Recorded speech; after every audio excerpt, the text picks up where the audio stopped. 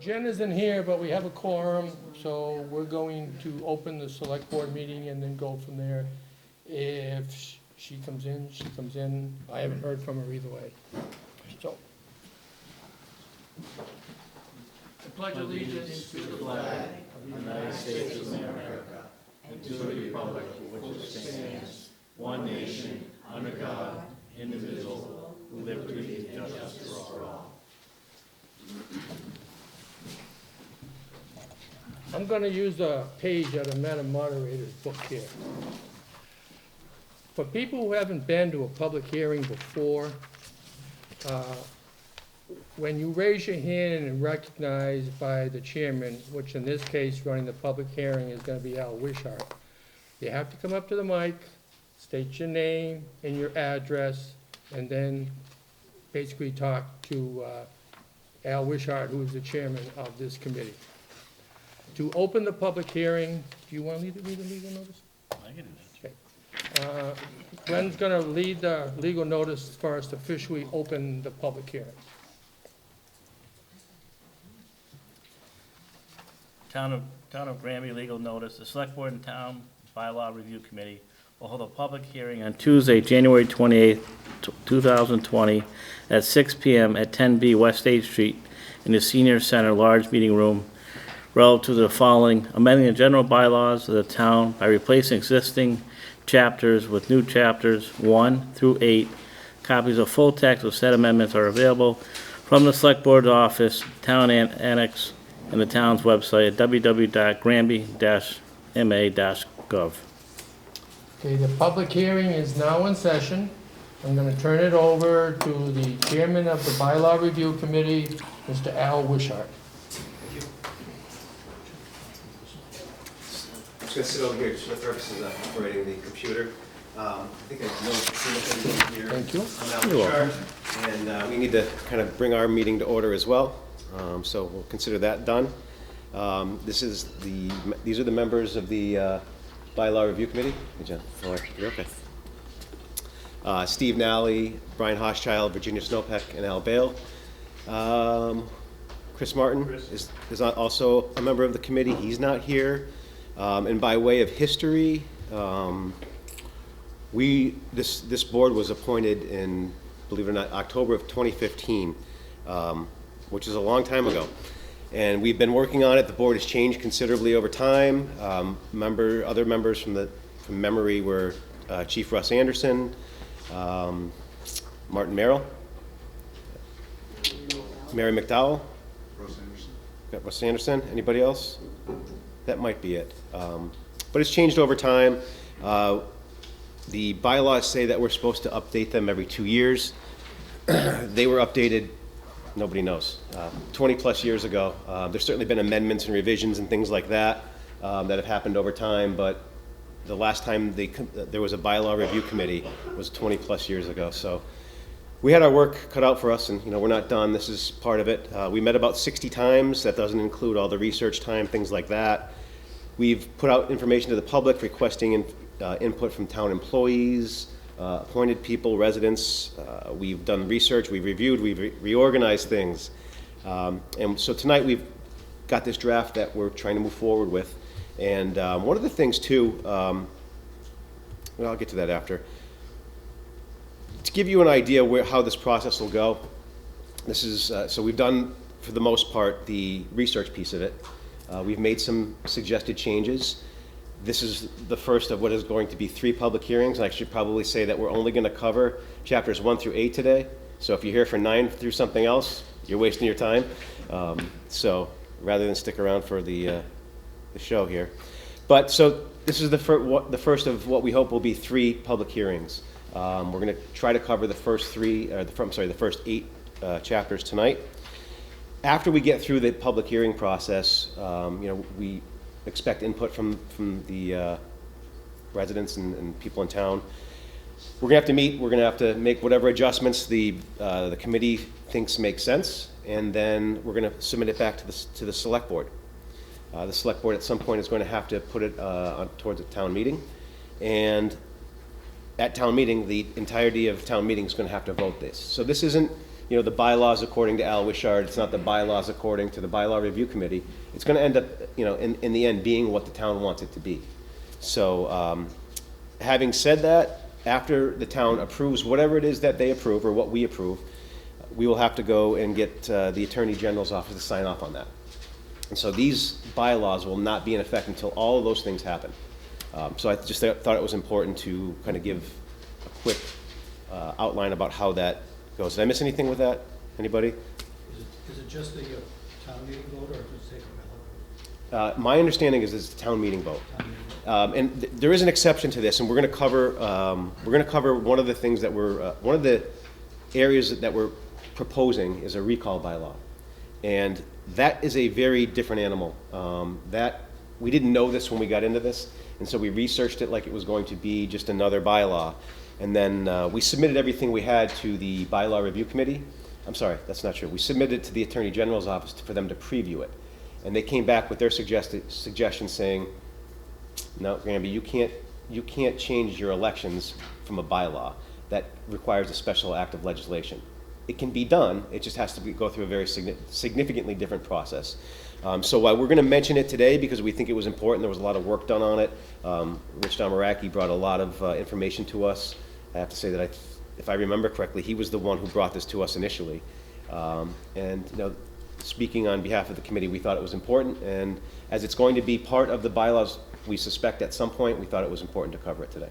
All right? But just keep in mind when we talk about that, that's not part of this. We've got it in there as a placeholder right now, but it will be, we suspect, at some point. So again, like I said, we talked about the public input that we've gotten so far, and as we go through this tonight, there was some input that I got as of literally as late as Saturday of this weekend. So I'll try to refer to some of that, and we'll try to keep this as informal as possible. We'll try to stop after every section, like pretty much every slide is a chapter or a section. We're just going to go through the major changes. What I'd like to do is at each one of those points, I'll say, does anybody have any questions or comments?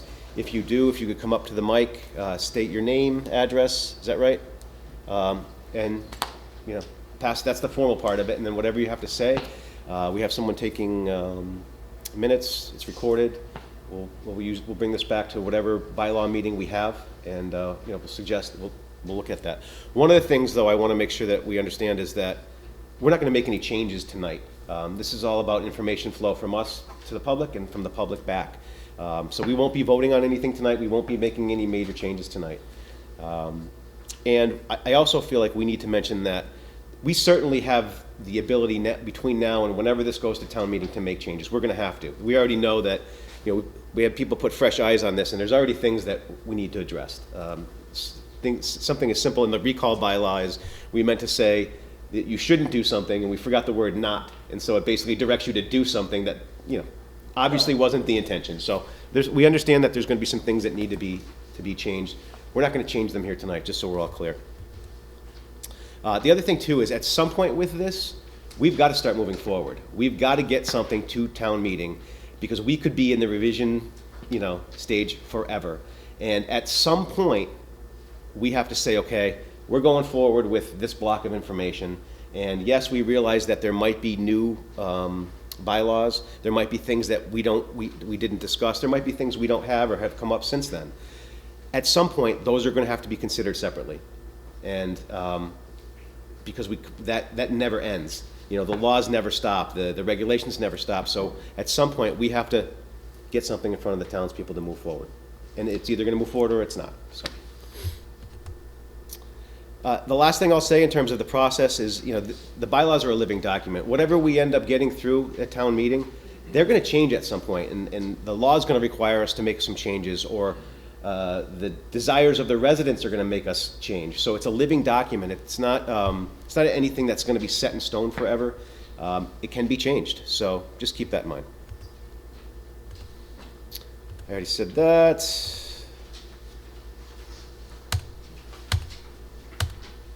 I said a lot. All right.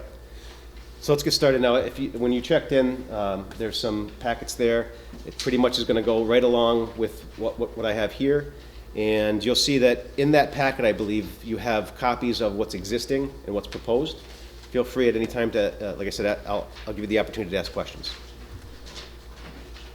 So what we're going to do is we're going to start to cover some of the major changes.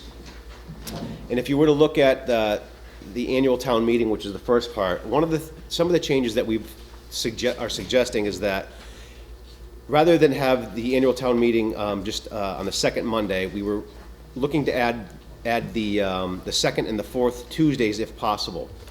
And please, if anybody on the committee, if I start to say something that's not accurate or I miss something, just throw a paper at me and let me know.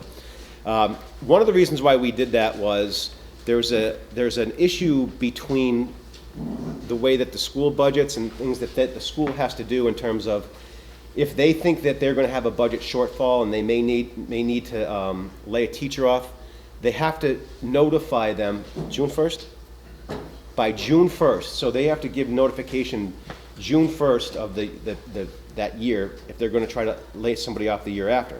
So that's been really problematic for them because if they're not sure about what their budget is, or if preliminarily it looks like there could be a shortfall, they end up sending out, and I'm making this number up, they may end up sending out 20 notices of layoffs, which isn't a great thing that employees want to get every year, especially when there really isn't a huge belief that that's going to happen, but because contractually they have to do it, and because of the timing of the town meetings, that's been the practice. So that was one of the reasons why we were thinking about trying to back those dates up a little bit and firm them up. We've also made some, you'll see as we go further, we made some suggestions about a timeline for the budget that's different, and some other budget processes as well, and we'll get into that later, but generally speaking, that was the major part of the changes to the annual town meeting. And one thing that I want to say is we reorganized this area too, so we're going to come back and talk about the town meeting more. This was just about the date itself. Okay, so go ahead. Actually, you have to come up. You can't. Go ahead. Okay, so I just had a question on,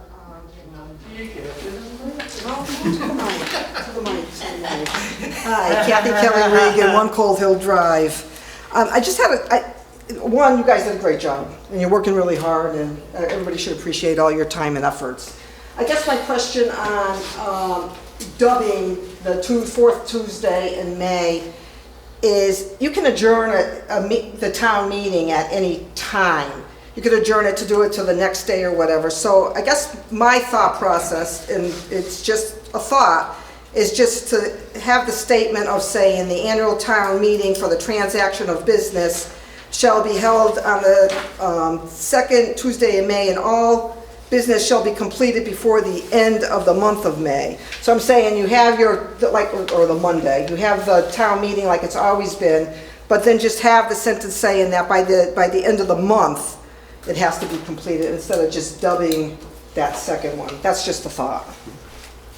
Okay, no, that's great. And one of the things I meant to mention too was as part of the between when they get posted by Kathy Leonard, people in town were starting to see, and they're like, oh, what about this, what about that? And Kathy had come forward with a list of different things that she thought should be part of it. That question was one of them. So that's why I actually have Q from TC, who was you, and the moderator as well had some suggestions as well. So did you want to sit close, because I know you had some other things you wanted to do. Just a couple. All right. Yes. I guess I'll say J. Joyce, 18 Jennifer Drive. Was there any consideration given to possibly doing the annual and special town meeting, say at 1 p.m. on Saturday? Because the seniors have expressed concern they cannot drive at night. To answer your question, yes, we did. Okay. I can't go back and recall exactly what the conversation was. We did discuss it. We discussed doing it on a Saturday. We discussed doing it in the summer. We discussed doing it on school vacations. I don't specifically remember exactly what the thought process was or how we got away from Saturdays. Does anybody remember? Al? Al Bale, North Street. There was a problem. People who had Saturdays had a different group of people who couldn't make town meeting. So you kind of, no matter when you have it, you're going to have a group of people who don't make the town meeting. We didn't see any of the people who had it where we thought it was an advantage to anybody. but we did give it consideration, yeah. Just for coming here to the senior centers, they have mentioned numerous occasions that I can't go tonight because it's too dark and I don't drive at night because of their eyesight.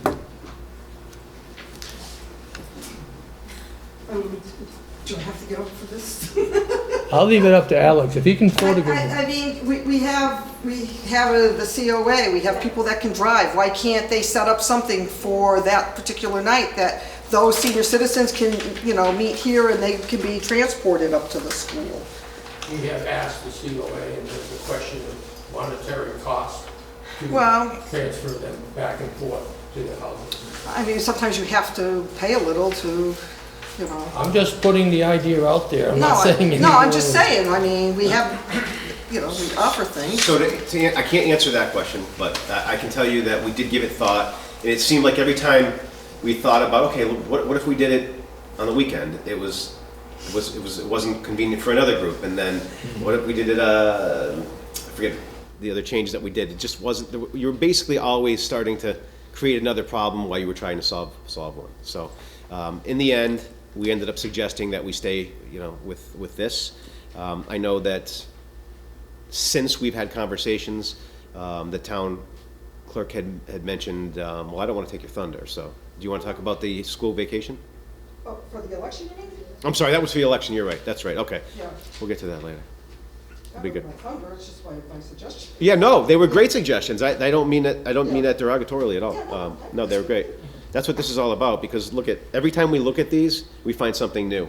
Every time someone mentions, we're like, yeah, how did we miss that? You can get too close to it, so. Did anybody have any comments or suggestions specifically about this piece? Seamus? Seamus, hold on. Is the mic on? Yep. Okay. Seamus It's a recording. Seamus Connolly, 21 Ferry Hill Road, Granby, Mass. I think for, my comment is that with the seniors, most of you, thank you for your service. I also would like to say, maybe they could carpool with somebody who does not, like, say we have the meeting at night, right? The town could provide Uber gift cards for just, it would cost just to go in the local area, $7. And that might be something to look into. Having senior citizens who have a drive and have bad eyesight or something, or glaucoma or whatever, an Uber could pick them up. It's just be like $7 from here to, we could look into that. I've taken Uber a lot of places in Granby. That's a good suggestion. Thank you. Thank you. Anybody else? Rich?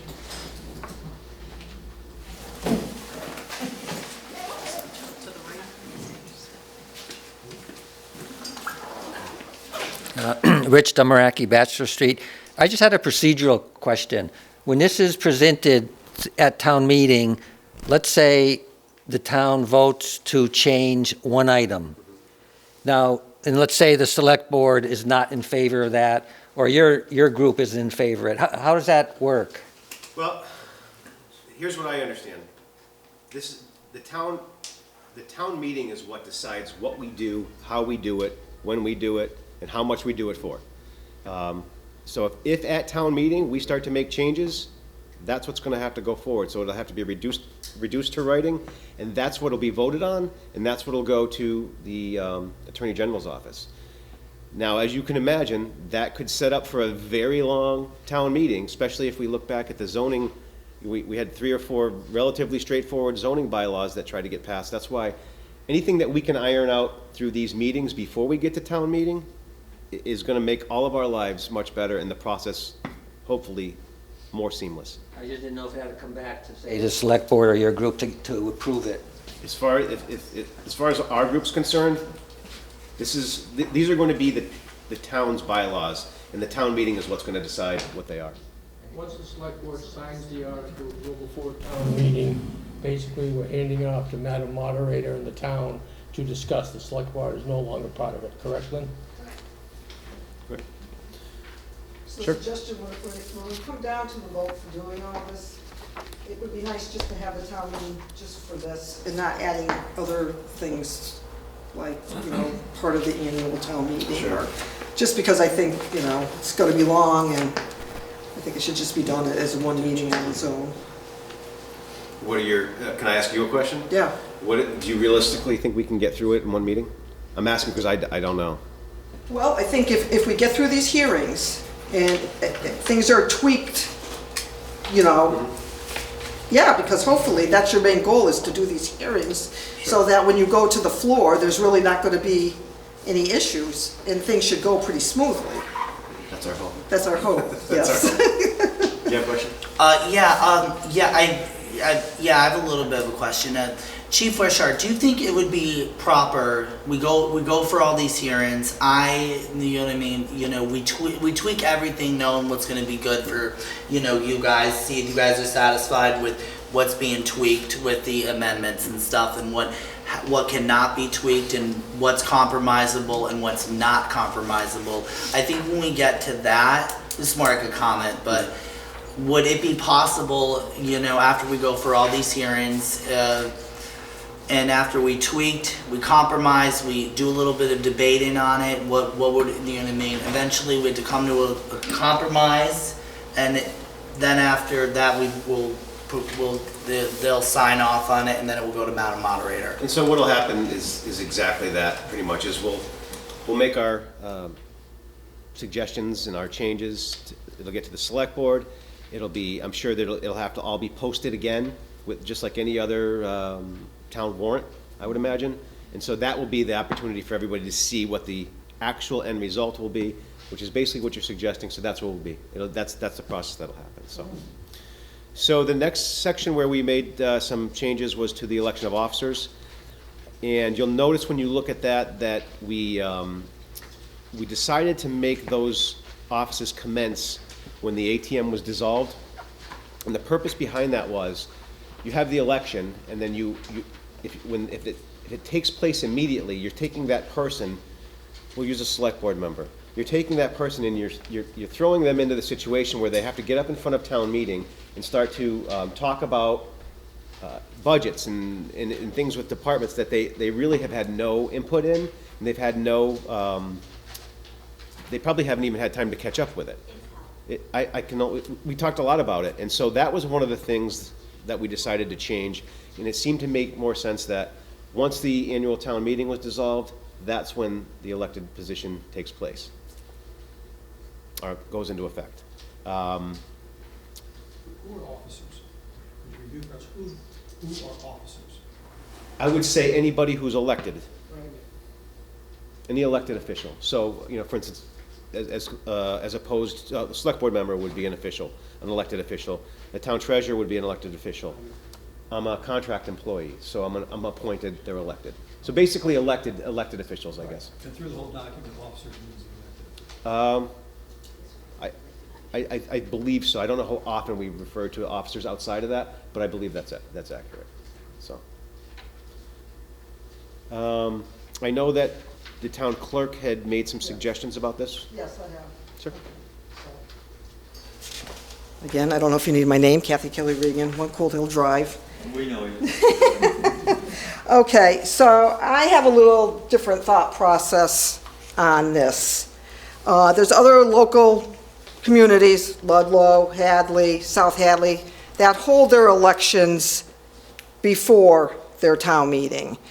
And as I've been thinking about what I have to deal with, as the clerk has to deal with in the office, it's a lot of work, especially on a one-person office at this time, to do the town meeting, get ready for town meeting. A week later, we're doing the town election, and then we're continuing, as what they're presenting now, to do the following. So 3 weeks in a row, bang, bang, bang, to throw out a lot of stuff that people maybe don't realize that you have to do to get prepared for this.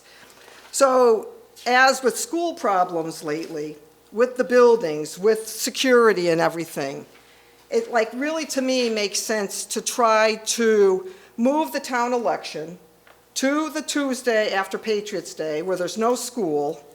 That way, we have no students to worry about, we have no parking issues, and we should be able to get the election done.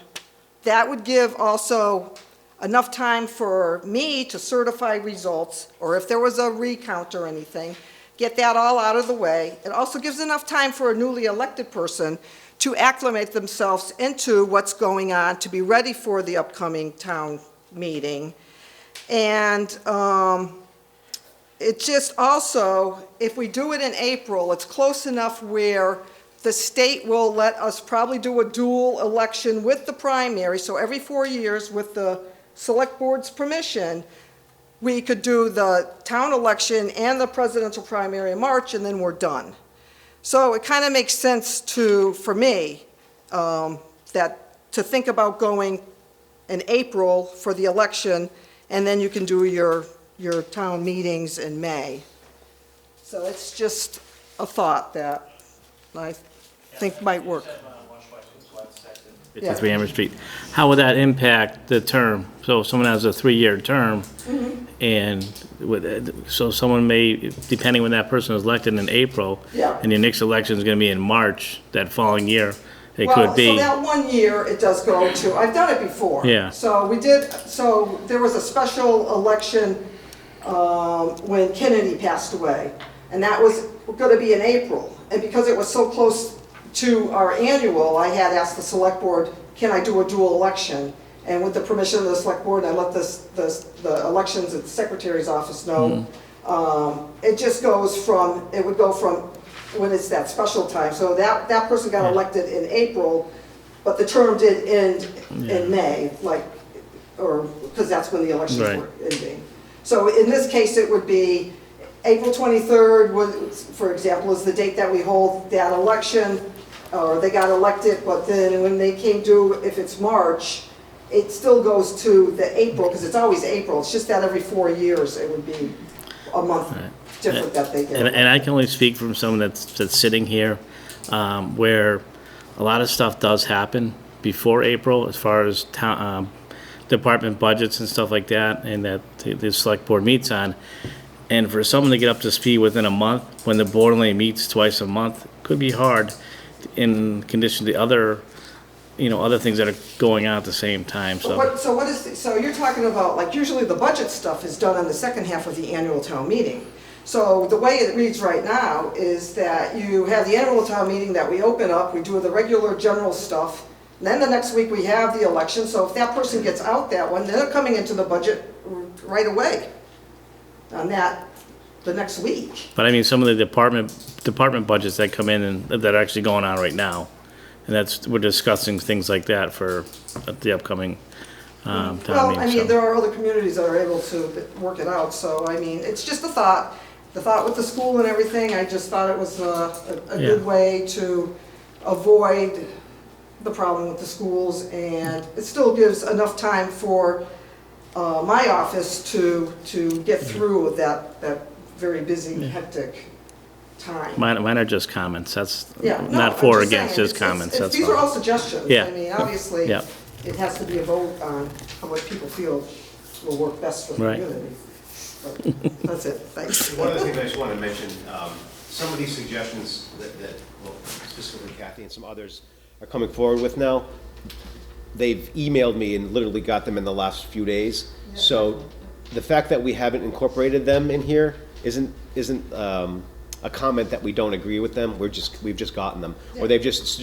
I don't want anybody to think that you're coming up saying this because we've already had the conversation and talked that's differently my fault. about it. I was late. No. I don't say it for that. I just want to make sure everybody understands that these are just later suggestions that are coming in. We just haven't considered them yet. We haven't had time to have a meeting to consider them yet. So, John.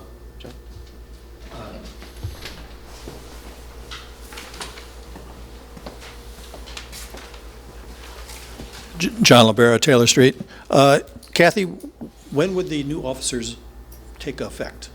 If you have the election right after Patriots Day, when would the new officers take office? Well, it's what they get, so there was somewhere written, I don't know what the wording was, I think it was under B, Al, that It's right. something, yeah. It's up here. It's up there. So the way they're proposing it for the new one, they want to fully be qualified, which to me you're never fully qualified until maybe you retire. So like, to me, it should be sworn in, the word should be sworn in.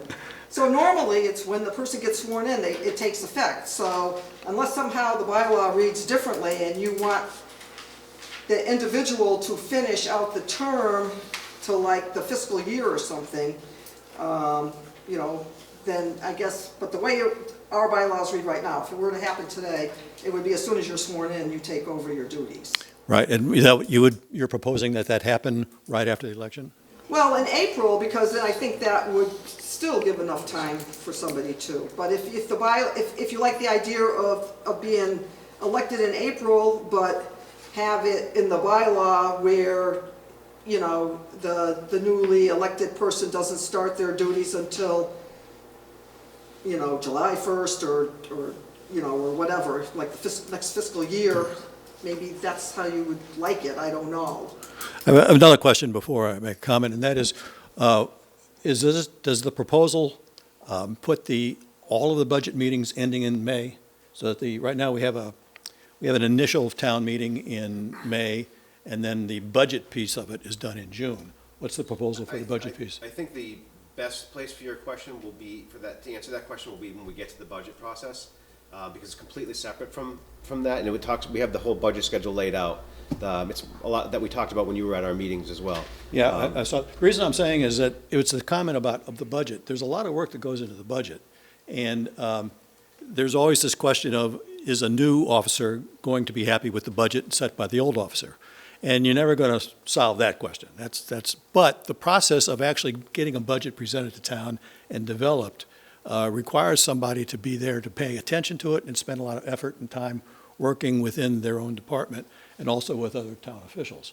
And I think it could be very awkward for having budgets done if you had people suddenly taking office way before, just a few weeks before the budget has to be done. And in particular, for example, if the intention is to have the actual budget piece of the town meeting done in the second portion of May, then that's got to go to print long before somebody would ever have a chance to even examine the materials. Yeah. But I mean, right now, John, I mean, it's Jen got elected, and then she had to start in at the budget part like a week later. Well, no, anything can be done. It's a question of whether or not it makes a sense. The point is that this is the opportunity for the town to look forward and to set up the bylaws so that the way things operate in the future, after you get over the glitch of whatever happens in the first year, happens in a sense that. Have you considered having elections in June? Yes. Is that a possibility? Yeah. Just wait till this whole rest of this process finishes, and your work isn't affected at all. Elections could be in June, and then the beginning of the fiscal year, you could have them take office. It would have to be the beginning of June. I mean, you couldn't do it at the end of the June. Right. So, I mean, right now, the way You would have, that it's been written up lately over the last few years is that they open up May 2nd, or the second Monday in May, because that's what our bylaws say, and then we go to like the second June after so many articles. So you don't want an election to be at the end of June, so maybe the first week in June could be. Well, I mean, that's the kind of thing that committee can take a look at for. Yeah, But I mean, that's certainly another possibility, if we don't want the burden to be on that office for doing all that stuff at once, that's another way to It do gives it. it enough time to separate stuff. Okay. Yeah. That's an interesting, different change that we had. I'm not sure that we actually considered changing the election that way, which is a great suggestion. And just so we're all clear, what the, current proposal that you're looking at was to change the commencement of that newly elected officer till after the annual town meeting. Just so there's no confusion on that. That's what we had suggested, but I don't think that we considered actually moving the election the opposite way, which is a really good suggestion, so. Seamus? I will say that I agree 100% with Mr. Rivera. I would agree that we should have our town election in June, because we have like as you said earlier, the presidential primaries. We also have our state primaries. If I'm mistaken, our state primaries aren't until September. What I'm trying to say is, if we have our town elections in June, it would give it would give the incumbent or the person who's re-seeking election, you know, stuff to get themselves done. Plus, I think there should also be a transition team in Granby to, you know, say somebody's, you know, say like for instance, the person who just beat so and so. Because I'm not going to say any names, but they, you know what I mean.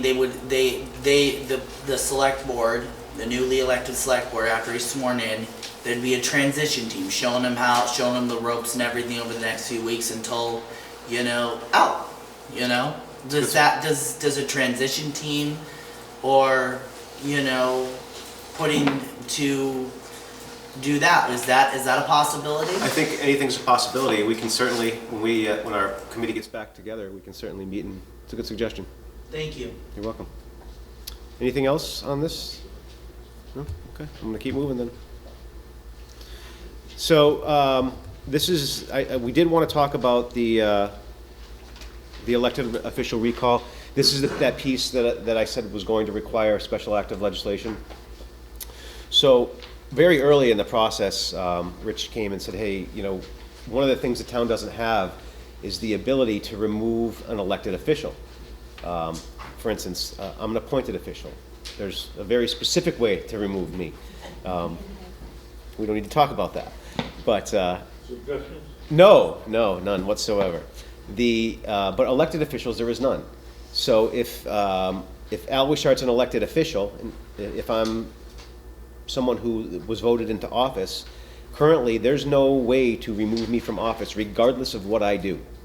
So if I decide, if I'm the town treasurer and I decide that I just don't feel like signing checks anymore, or I don't feel like doing the accounting, or any of the 1 million things that the treasurer is responsible for, there's nothing you can do to get rid of me. If I'm in any other elected position, if I'm a select board member, and I mean, was it Worcester? What city was it that had an issue with or no, Fall River? Fall River had an issue with, I think it was their mayor. So as of right now, there's no way, no mechanism for Granby to remove somebody. So there should be, and one of the things that we were really concerned about was, if we were going to suggest that there be some sort of recall procedure, it shouldn't be easy enough to do. It shouldn't be something simple to just remove somebody for political reason. So in other words, Al Wishart gets elected on Tuesday, on Wednesday, somebody's in there with a petition to get him removed. Shouldn't be that easy. So one of the things that we were really cognizant of, and we really paid a lot of attention to, was making sure that this was not an easy process. There should be, you know, some checks and balances to it. It should require more than just, we don't like you, you're out. So it's I got you, I'll get you a second. We've come up with a 3-step process, and it wasn't, we borrowed and stole from other jurisdictions. There's an affidavit that requires 100 voters. Past that, there's a petition that would need to be signed by 25% of the most recent registered voters as of the date of that affidavit. And then after that happens, there'd still have to be a majority vote, which, if you start to look at what that actually means numbers-wise, it's pretty significant. So that's just the brief of it. You have a copy of that in your packet. I can certainly bring it up if anybody wants to look at it. But that's going to have to go through that special act of legislation. And right now, to my knowledge, the town administrator has forwarded that to the town attorney to find out exactly what the process is and to start setting that up. He's not here, so I can't refer to him or defer to him. But that's kind of where things are with the recall process. And you're going to notice, if you read through that there's a typo in there, and I don't remember exactly where it was. I'm sure Rich knows, where we should have said will not happen, and we forgot the word not. So it almost looks like it doesn't make any sense. And as soon as you read it, you're like, oh, geez, how do we miss that? But hold on. Sorry. And so right now, it's with it. As far as I know, it's with the town attorney. So you will be seeing this at some point. We have it in the bylaw document right now as a placeholder, all right? So I'm sure everybody's got opinions about the recall bylaw. We don't necessarily need to talk about them. If you have any questions about it, we'd be happy to answer them. But we're not really, I don't expect this to go forward as part of these bylaws, because it's gonna have to be separate.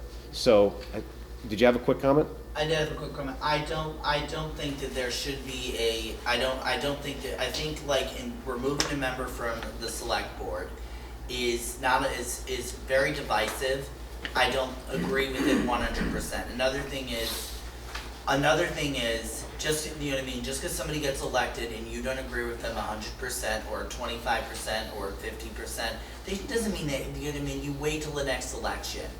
I don't think it's, unless they commit a crime like bank fraud, or they robbed a bank, or they got a few, or they, you know, broke some federal laws, yes, remove them, but I know all 4 elected officials are law-abiding citizens. Unless they did something super illegal, then I don't think the town should have to remove them from office, you know. And even if somebody made an accusation of they did this or that, and there's no evidence, you know, then if that person's removed, we could be receiving we could be paying the legal bills of that person, you know, that elected official, and I don't want my taxes to go up as many more than you do. That is a really concern I have as a citizen. Well, and it's, So that's- Seamus, it's true, because it's costly to do this. It is, and I would not support it because it is costly. I know you guys don't like your taxes going up either more than they should or have to, and I get that. And I'd also like to say it's not, I don't think it's productive. Don't we pay enough? Good suggestion. Rich? Can I go up there? You can do whatever you want. We know who you are, all right? Alex, get him on. Stand outside. Yeah, that's a good point, right. Alex, are you okay? All right. As long as, if you've already stated your name for the record, I think that's fine, right? Yeah. As long as he can record it. That's good. Okay, about 2 years ago, I did a lot of research on this, and 2 years ago, more than half the communities in Massachusetts have a recall law. More than half of the 351 communities in Massachusetts have a bylaw. And what happens locally, it happened once or twice, where the people in town wanted to recall an official. They look in their bylaws, there's nothing there to recall an elected official. So what do? They have to start the whole process from the beginning. It could take over a year, it could take up to 2 years to get that bylaw approved. Meanwhile, you have an elected official, for whatever reason, who is in office, that you want out, that you can't do anything about. So we need this bylaw in case it's needed. Okay, you don't start the recall process of developing the bylaw when you want to recall somebody.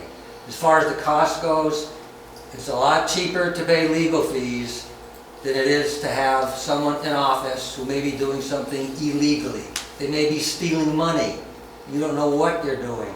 So you can't recall someone because you don't like them. There are specific reasons in the bylaw that state why or when you could recall someone. It has to be something serious. If it's just because you don't like somebody, you're not going to get the required signatures you need. So it'd be a travesty if this town does not pass that bylaw. Do you like this bylaw? I love it. And I think, to everybody's point, our committee was very attuned to the idea that, you know, this shouldn't be a political tool.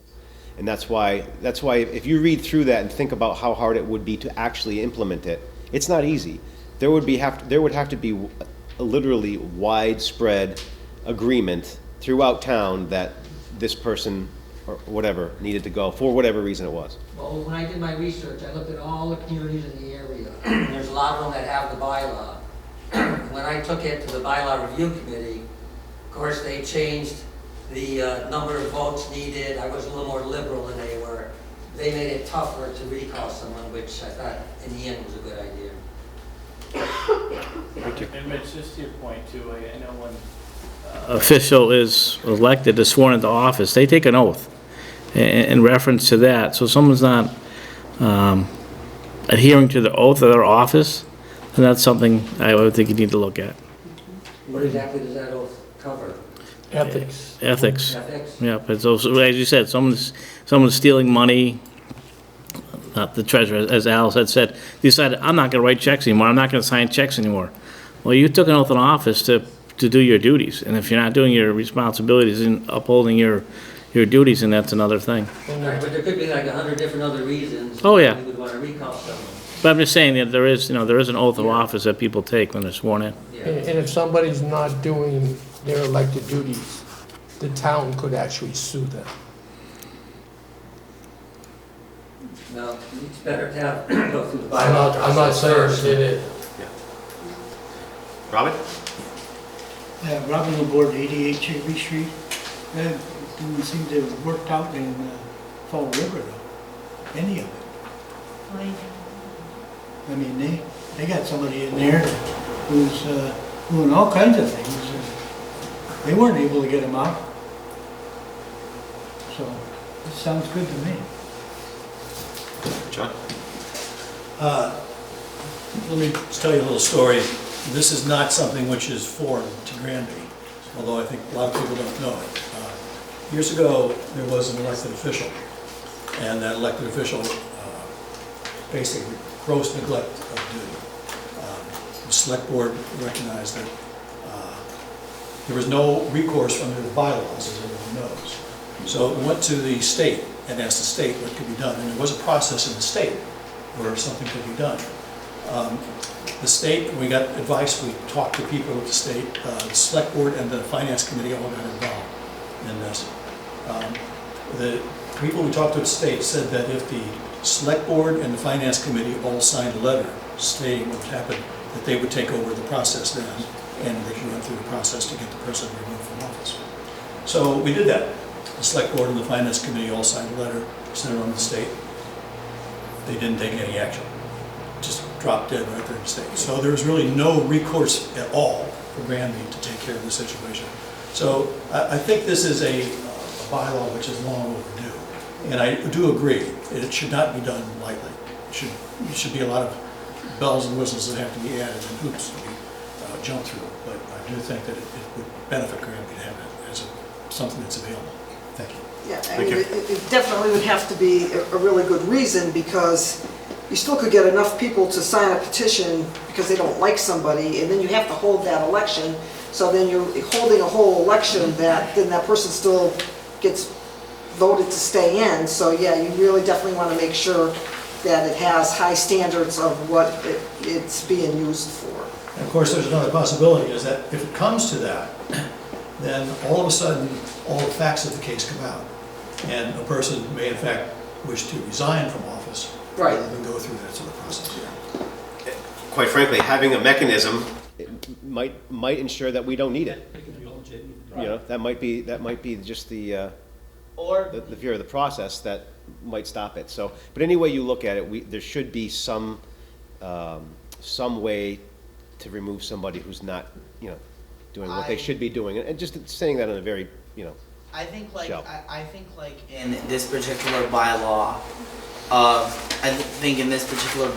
think which I sort of agree, sort of do not. But I think if we were to go through, I think like we'd have to have a list of things they were doing, like what you had said, what I had said, with the, you had appointed a person or whatever. if you read through that, you'll see they are. There's reasons listed. But like, I also want to add a couple of reasons. I think like if the person is neglecting funds, the guy is, committed a felony, committed a crime, then he's out. I think there should be, I think also it would be up to Granby PD to do an investigation on the person, appoint somebody to be like a special counsel or an independent counsel and hire volunteers to look into this guy, see what he's done, see who he's been involved with, everything he's done. You do that, these are just volunteers, The volunteers are like interns you find from Westfield State College, and and do that. So what I'm trying to say is, you know what I mean, if that were to ever happen in Granby sometime in the future, you could hire interns from Westfield State or Hoyle Community College who are studying criminal justice, and if they find and look for all the evidence or all the allegations, and if there's 100%, you know, reasonable doubt, and you look at it, he's impeached from Granby when removed from office. But if we find out, oh, this is just all, you know, BS and speculation, then you have the job of saying, along with the special counsel you just appointed, there's, you know, the select board member so-and-so is innocent of all these allegations and charges. He did nothing wrong. You're giving us a lot of authority. Yeah, exactly. Exactly. Yes. Ryan Housecheld, 511 Amherst Road. I was a selectman from this town from 1985 to 2009. And over that period of time, I heard the word recall a number of times. I heard from Rich, matter of fact, probably back in the 90s. But you have to understand, if you did your job and you were making the tough decisions, you're going to piss somebody off. And that's exactly what had happened, and we heard about it. We talked about having a recall permit, I think it was back in 1999 or 1998 it came up, or 2002, whatever. But it was too easy to get somebody out of office. Just because you didn't like the way they voted, there was no reason to recall somebody. So, the night that this was presented to our committee, and I took a good look at it, the first thing, and here went up the back of my head, and I said, this isn't a good idea. I had a chance to take it home with me, look at it, go right through it. And I can tell you, the way this is written, it protects the town, but also protects the elected official that may get their fanny in the hole. I think it's a good idea. The ones I heard from the past, I was dead set against it, because if you didn't like what I said, or didn't like the way I voted, you could have removed me from office. This is entirely different. You've got to do something wrong to be removed. So I like to put it to bed and tell you people, 24 years, believe me, I have stuff on my way. Are you saying now they might do something to you? He's not elected anymore. There's a statute of limitations. He hasn't done anything bad. I think this is a good deal. Okay, I think we should support it, and I like the way it's written. So, this way, consensus. Good. Thanks. So, we reorganized some of the area with town meeting, and you'll notice that, excuse me, when you look at how it was to where it is now. Some of the changes that we made, are suggesting that we make, are the posting changes from 5 sources to 3. We added the town website. We also added the all-call announcement through the phone that probably the majority of people get. That's if it's available, meaning if the town has it still at whenever this happens. Like I said, we rearranged it from this section from one area to section 4.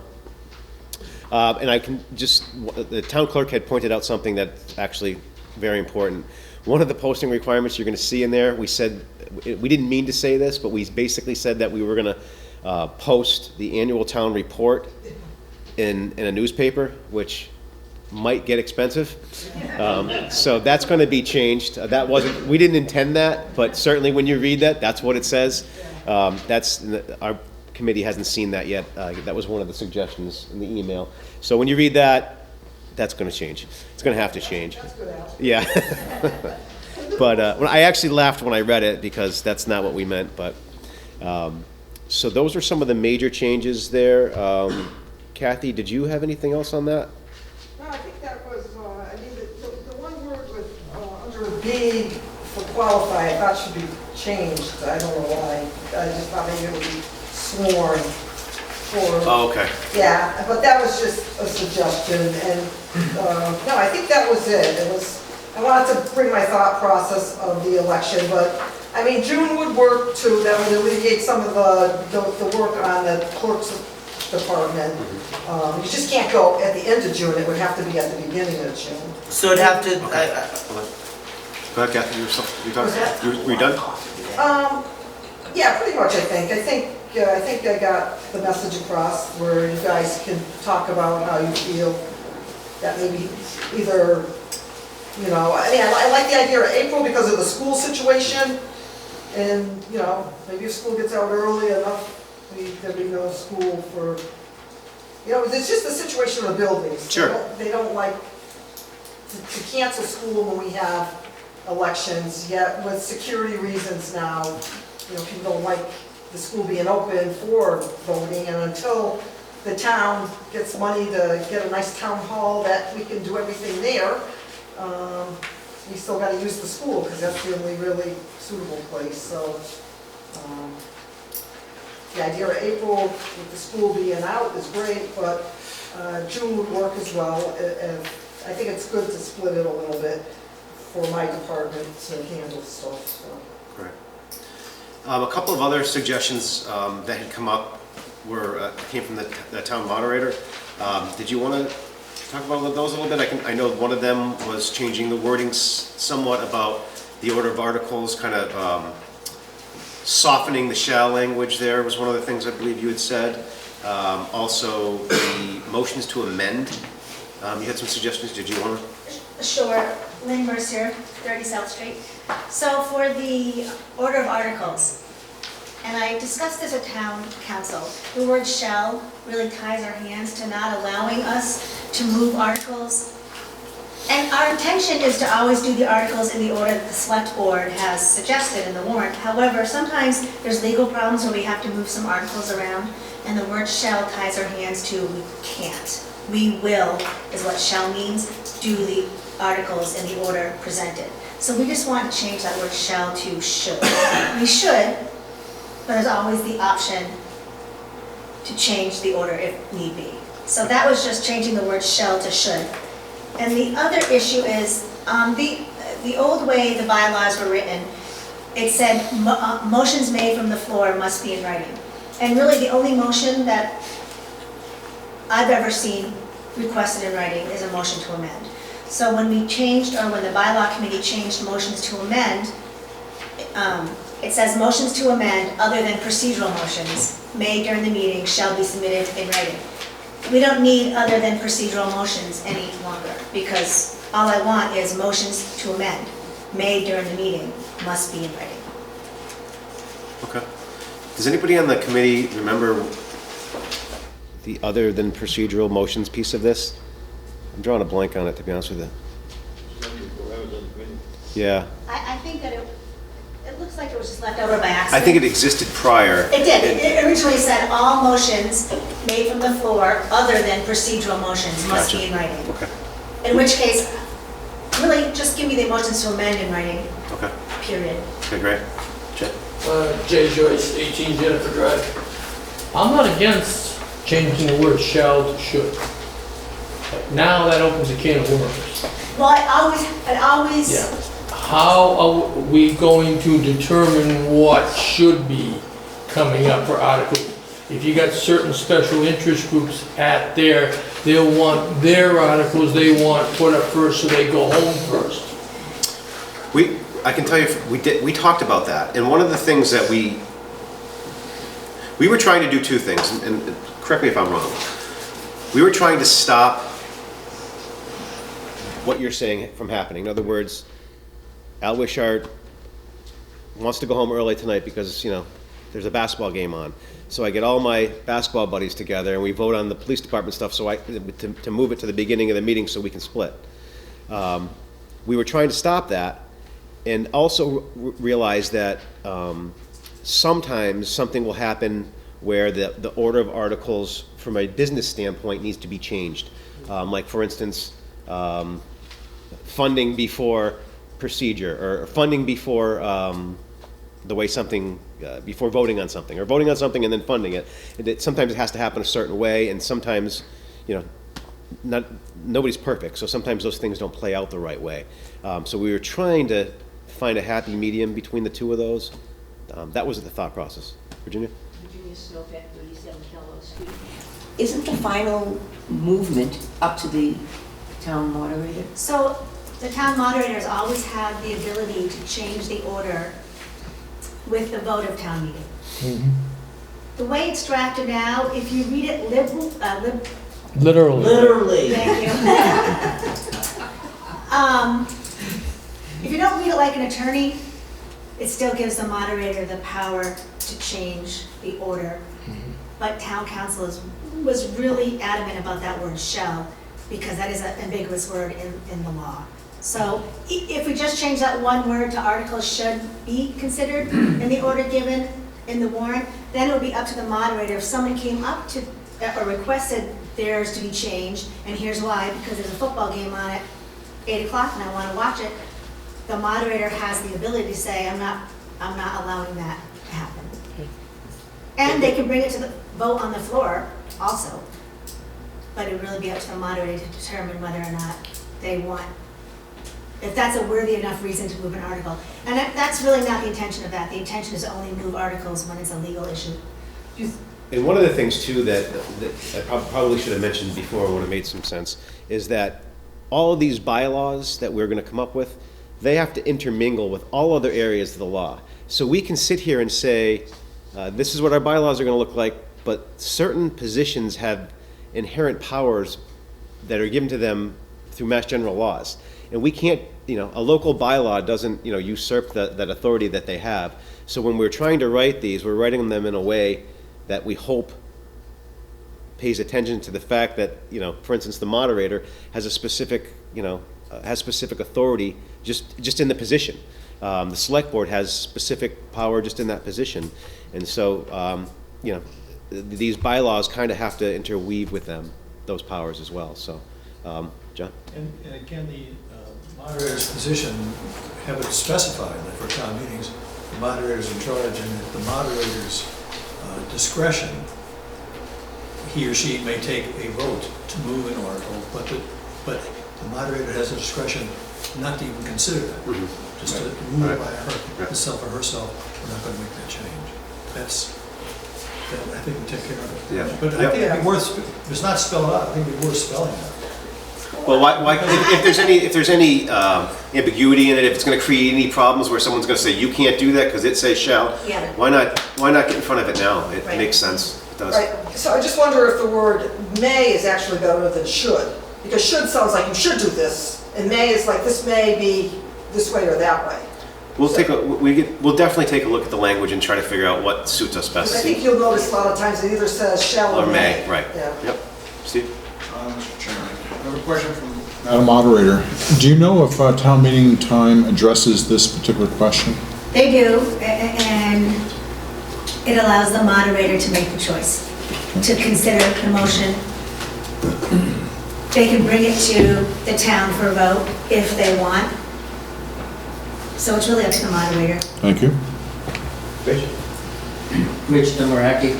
I have a pet peeve that fits exactly into this section. When we go to town meeting and an article is presented, somewhere's written here, it should say, the person who reads the article should give a brief explanation of what the article means.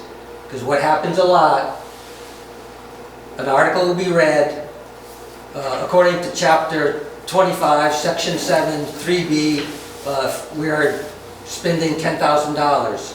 Then we vote on it. Now, what does it mean? Could someone explain it?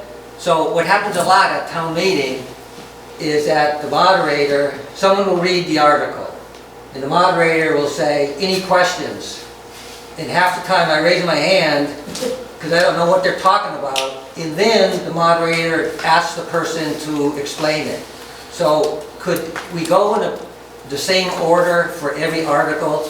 Whoever reads the article, someone explains, give a brief explanation of the article, and then the moderator asks, are there any questions in the audience? That would, because sometimes you do it both ways. Yeah, Rich, I can only speak for recent years, but that's what, I know, since I've been on the board, it's something that we try to do, and it helps out the person up there who's actually reading that part of it too, so they can explain it after they read it. Helps a lot, helps It does. everybody in the audience. Absolutely. Yeah, I think that's kind of how things have gone for the most part. Maybe not all of them, but it's certainly. That's why- the intention. Right, why ask questions? Why ask questions if you don't have to, right? So, okay. Anything else on town meeting, or can we move forward? Your water bottles in the way, by the way. What's that? Your water bottles in the way. Oh, thank you. Oh, yeah. On the section C, public posting warrants in the town report, you used the phrase annual town business meeting. What do you mean by that? Where are you? I'm sorry, John, where are you? It's on the town meeting proposed, section 4, town meeting, special town meetings, paragraph C. Okay. Talk about posting notices prior to the annual town business meeting. What is the annual town business meeting? That's a good question, John. Article C. Article I- C, I'm looking I for. think what we meant, I don't even know what we meant, honestly. If I'm gonna be honest with you, I don't recall that at all. I wonder if, does anybody else on the committee? I wasn't on it, but it makes perfect sense, because the annual town meeting is where you do business. We do the budget and we do things like that. I wonder if the word business is kind of just not necessary. Well, no, I'll tell you why. Because right now, the annual town meeting, we can split it into two pieces. Yeah. For example, there are deadlines for how much ahead of time stuff has to be posted. And right now, for example, with the budget, the budget book, that is 2 weeks before the meeting at which it's going to be discussed, not the town meeting. So I think it'd be worthwhile to pay a little attention about that. Yeah. We're having 2 meetings and strengthening what it is. Yeah. You mean because our town meeting is divided into two? Yes. Yeah, but that's the same meeting, isn't it? It's the same meeting, yes. The same But, meeting. yeah, but right now, this is a big difference. Right now, you don't have to have the budget material published until 2 weeks before the meeting at which it's going to be discussed. And it's not going to be discussed at the first meeting. And so, for example, if you're talking about May and June, that's a big, big difference in the amount of time that the departments and everybody has to prepare their budgets and have discussions about it, particularly with the schools always needing to wait until the very end to try to come in and find out. Yeah, but technically, John, and technically, the way the bylaw is right now is that we are supposed to have everything all done and prepared for this May 2nd. And that for some strange reason, I mean, I've been here 23 years, and I think I can count on one hand us doing everything on the, which is lovely when we do it, on that one May night. But all of a sudden, we kind of incorporated to continue before we even start the meeting in the warrant, which really, we really shouldn't have been doing, to be honest. It's a good example, though, of what the actual practices are, which seem to work for the town, and here's a chance to codify them. There's a, can I answer that? There's a reason we did that years ago. One of the reasons, Kath, was that the cherry sheet was never available. It used to be ready in March, and all of a sudden got moved to April. Legislature finally passed it in May, and then all of a sudden it was being passed early June. So we were going to town meeting without having any idea of what our finances were going to be. The governor, after the budget gets finished with the legislature, goes to the governor for signing, and it could change, it could be tweaked. So we were always going to the town meeting and saying, we think we're gonna get this money, we're not quite sure. Right. So that's why we sat back, I think it happened when Chris was, well, maybe not, maybe it was before Chris. But we decided at that point in time that what we really need to do, so we can have a more realistic projections of what the town's finances were gonna be. So that's why we moved it back to June. We were never happy with that, to be honest with you. We would rather had it all done in one night. Well, But, and by the way, so you will know, the reason we're talking about, besides the school department and handing out their pink slips before the 1st of June, the other reason is Chris had said, they're not getting the cherry sheet until July, August now. It's not, it's not coming for a long time. So we're sitting back saying as a committee, then why are we waiting so far into June? Why don't we get this whole thing done in May? And that way we can help the school department out with their pink slips and knowing what their actual budget will be before. Pink slips would have to be for the superintendent, has to pass out pink slips to any teacher on or before the 1st of June, I think it is, on or before the 1st of June.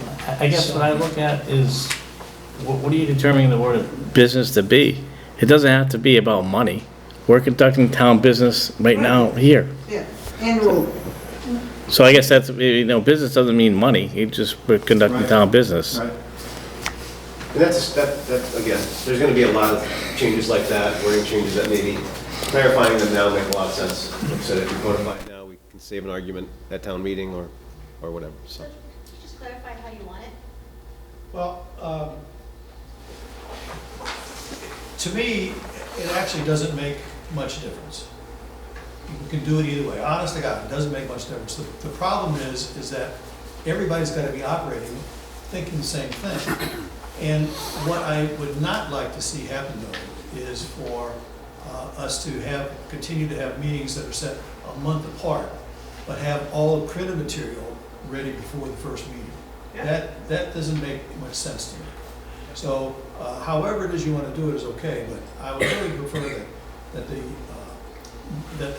article be written so that published materials are ready 2 weeks before the meeting, which it is to be discussed.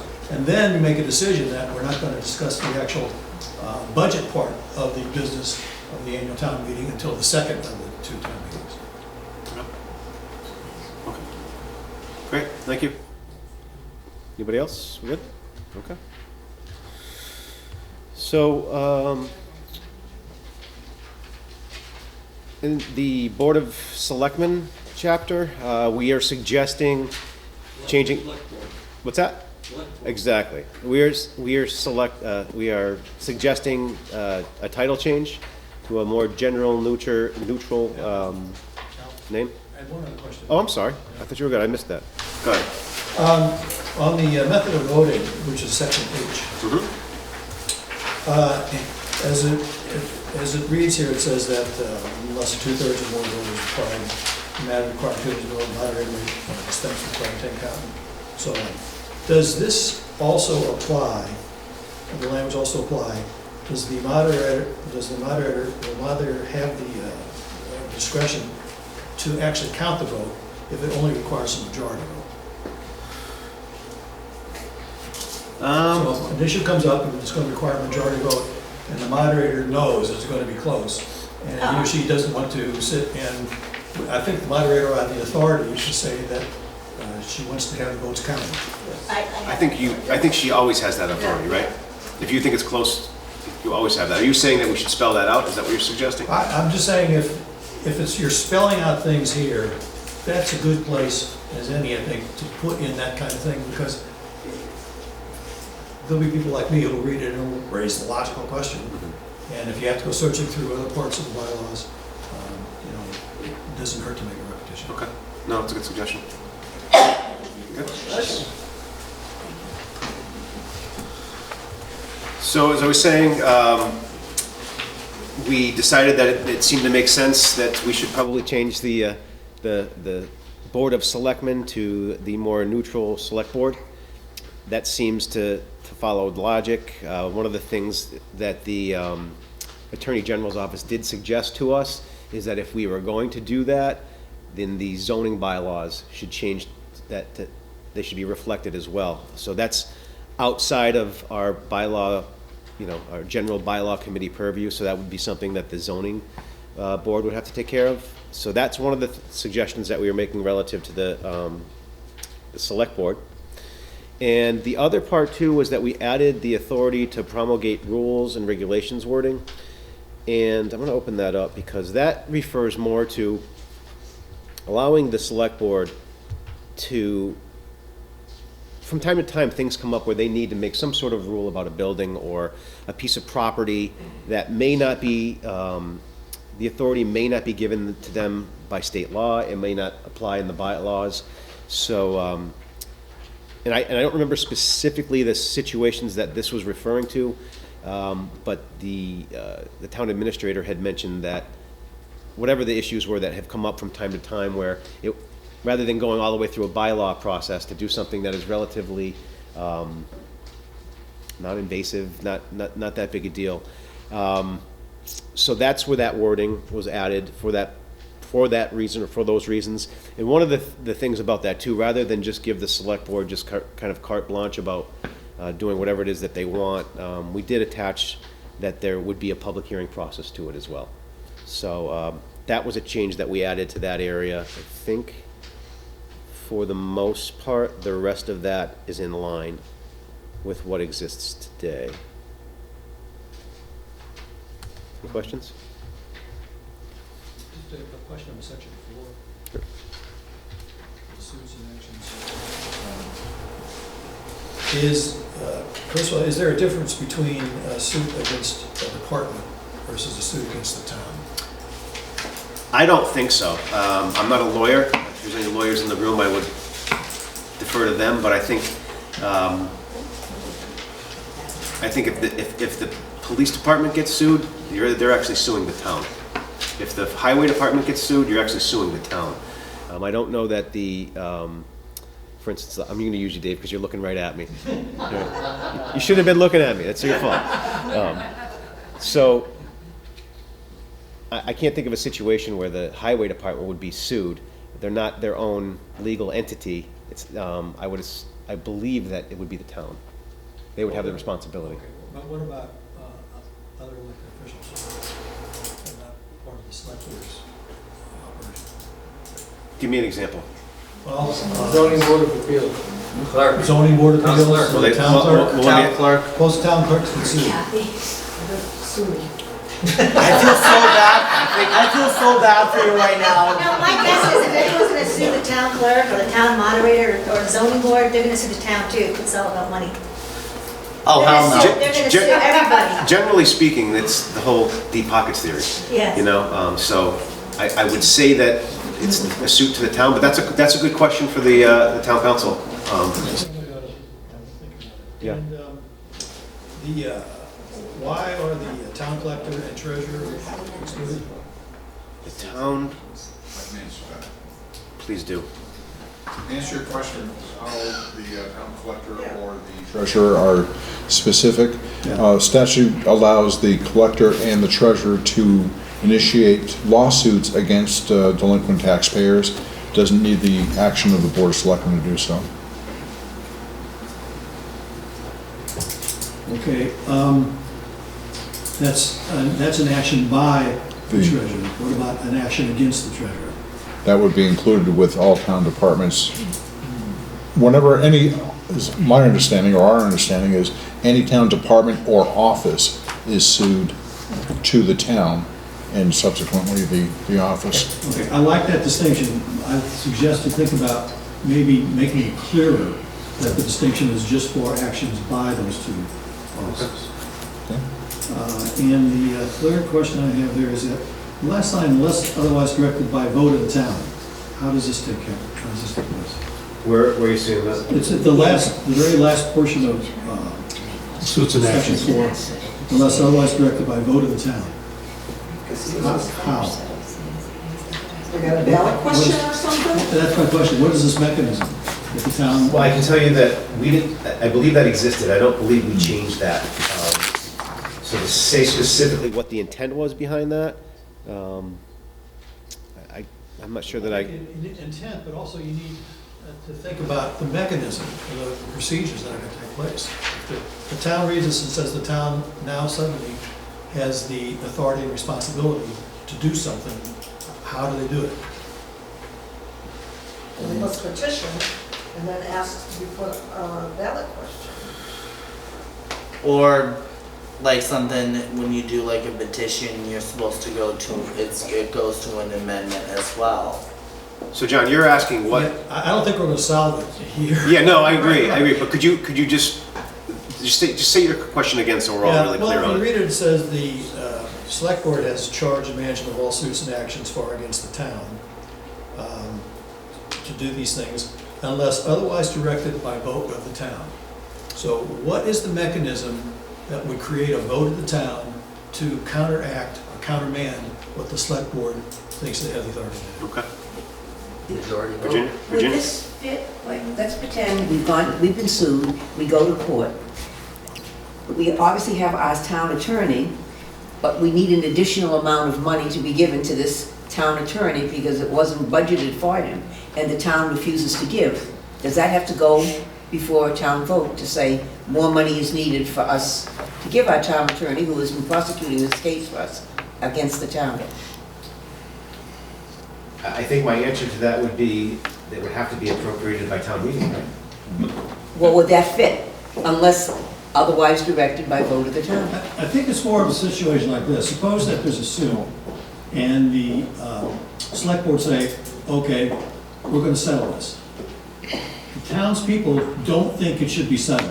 They think it should be fought out in court. What is the mechanism? So this says that the town can do that. What is the mechanism? How do you go about that? Like, for instance, like the recall, there's a process of how you do that. What's the process of doing this? So the first question is that, do you mean this? And the second is, if you do, how is it done? I think it's a very good question. I don't think you spent, For example, if the people, if the Board of Selectmen had a suit and they negotiated it, and the townspeople didn't like the sum of money. Right. You know, that's what you're referring to, John, and I agree. That, we need to understand it more clearly. Yeah. John, that would be more like a question for when the town attorney is here, in my opinion. I think like if like we say Granby is being sued, select board, other departments, I'm gonna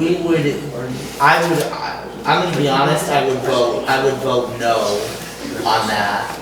But if, I would vote no on that, but Yeah, I think, this is unlikely to be settled here. This is, takes yeah, a broader. this is something that we don't have, the answer doesn't exist in the room. We have to figure it out in the future, so. Excellent. All right, so the other,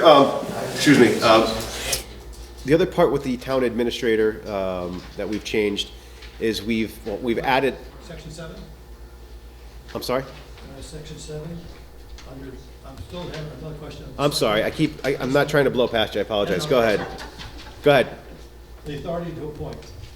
Select board may appoint or assign responsibility for activities that would happen in the town, the observance of holidays or special occasions. Can the appointment or assignment be rejected? By whom? Yeah. The person that the select board thought they were appointing. Oh, I'm sure. All can be. Yeah, can the appointee or the assignee reject that? So if, I'm not I understanding would the say question. force, you can't force someone to do something. So if the select board says, John, you're appointed to be, whatever it is that you're appointed to be, are you asking, can you reject it? Yeah, we have a parade at Memorial Day, and someone needs to make a speech. And the select board said, well, we're all busy, so we want to appoint Rich to go and make the speech. And Rich says, no. he's like, no, I'm just gonna enjoy a barbecue. Real life example. John, are you gonna guarantee us that? It's sort of, what's the point of this if this is not necessarily Well, when I read it, John, this is the way I took it, right or wrong. Sometimes we have a longtime member of the town that's done a lot for the town, and unfortunately, we're at a point in time we're all gonna pass away.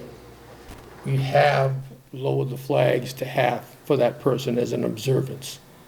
That's how I read it when I read that, and I didn't see anything wrong with that. But maybe I'm misinterpreting it, but that's how I took it. It doesn't seem to. Well, it's an observance. I wouldn't even think of flag raising. Oh, yeah, well, I took it as an observance. The governor, Yeah, choose the governor or the president. governor issues whether you can raise it. Yeah, but is that part of this? I don't know, I have no idea. This was existing, I believe, and I think that this was, I suspect that this was, I don't think, that this was probably had to do with different types of holiday responsibilities. Maybe at some point had something to do with things like Charter Day, and appointing people to things like that. I don't really know where it started. But I guess maybe that's not really the point, is where did it start, but what do we want it to be now, you know, so. That's right. You know, No. what is the intention behind this, and is it, if it's part of sort of the official responsibilities of the town, then this may not work. That's a good question. It's something that I don't know that we spent time on, quite frankly, so we certainly should look at that and I think we should, clarify it. I also think we should look at the, like, I think like what we say, like say somebody very important has passed away, like you know, like any of us, you know, any of us has passed away of illness or died in a car accident. I think we should be able to lower the flag to honor those persons who served our town very, very, very greatly. Okay. Good suggestion. Okay. Anything else on this? I don't want to. Now I'm trigger shy. Not pulling the trigger on it. Here we go. This will do for now. Okay, thanks. You know, Ally, Sure, go right ahead. I hate to open Pandora's box, but I Then think don't. I think I have your answer for suits and actions, okay? Unless otherwise directed by vote of the town. Back in 1995, we had shared a town council. Ours had just passed away. Barry Randall passed away. And we inherited South Hadley's. And we were that way for, God, 20 years. South Hadley had a 3-member board of selectmen. And they went against town council and the town and fired their building inspector. The building inspector, in turn, sued. And they were gonna charge, let's see, they sued and they won, I think it was $5,600. And the two selectmen decided that the town was gonna pay for it. Town meeting, however, decided that that wasn't gonna be the case because they sued them directly. And they did not listen to the wishes of the town meeting or town council, when it was recommended to them not to let the person go in April, when they reappointed him in June, end of June. So I think that may have shown up then, because it's otherwise directed by the vote of the town. And it was the vote of the town in South Hadley at that time that came to that conclusion. And I got a funny feeling,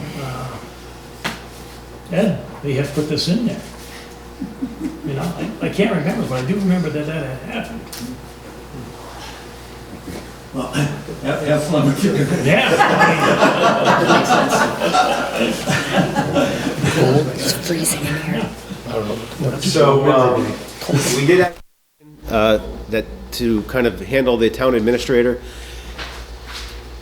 I don't know the timing of how it worked out, but at some point we changed kind of our form of government to, not our form of government, our authority that was given to the town administrator. And I'm sure other members of the board are probably much better suited to discuss that than I am, in terms of the timing of that. But we thought it was important to add an area in the bylaws that addressed that change. One of the things that we talked about too, so we expanded the explanation of the duties and responsibilities that kind of go along with that position. One of the things that we talked a lot about too was when that changed, back whenever it was that it changed, the how appointments happen changed as well. And while it wasn't necessarily written anywhere in our bylaws, the way that the appointment process occurs is that the town administrator makes an appointment, which is approved. Am I using the right word? Approved or affirmed, right? Affirmed by the select board. And so that's how things have been. That's what we wanted to kind of codify into our bylaws. Past that, and we can talk about this as much as you want to, but just to kind of give you the Cliff Notes version of the significant changes. We also changed some wording in this to make sure that it coincided with some of the suggested budget process changes that we're going to talk about very shortly. So, anything from the board on that? No? John? Yeah. Let's say that, for example, Lynn is elected town administrator, and she decides that that's a great position. She would also like to appoint herself as town council. Is that permissible under this statute? There's a conflict of interest. Yeah. There certainly would be a conflict of interest. I also think that it would still be, they couldn't have, Was Al himself as he was town administrator, town council? I think would have to, well, there's ways to get around when I say get around, it makes it sound nefarious. There are ways to settle a conflict of interest. One of them being a vote of necessity, things like that. There's positions in town that are, they're called special employees, so there's been a designation by the board in the town, for instance, to say that Al Wishart can be a call firefighter and a member of the highway department. Generally speaking, without that authority, you can't do that legally. You can't wear two hats in the town. So there's a mechanism to do that. I don't know specifically if that can be one of them. The example that you gave, I don't know that to be true. I guess the way that I would say that is if that's something that the town wanted, it probably could be done. If that's something that the select board, let's just say Lynn was trying to hoard all the power and things like that, the select board still has the power to not affirm that. So over the past 10 years or so, conflict of interest laws have changed a lot in the state of Massachusetts for a lot of things that have happened over the past 10 years. So it's something that did come up that would have to be passed through that. They'd have to take a look at it and say, yes, you do meet it, or no, you can't do that, or you can't meet that with the exception of A, B, and C, I would think. Because they have changed a lot over the past 10 years. So to specifically answer your question, with those circumstances, I don't know the answer to that. I think that's something that would have to go to the ethics board anyway. Whether it was through a notification process, they might say, no, you can't do that. On top of that kind of protection would be the affirmation of the select board. Well, first of all, I like the idea that there would be a mechanism to take what are apparent conflicts of interest and have them resolved. And it's probably the select board is the place to resolve that, except for that raises questions about if it's a select board member. But the other situation which we've had for quite a few years in town, with apparent conflict of interest, the question is I don't think we should codify that thing should be able to be started with the town administrator. We could be in a position where the select board may ask the person that they've appointed to be town administrator to take on additional duties that would include one of these things, and have a mechanism worked out for that.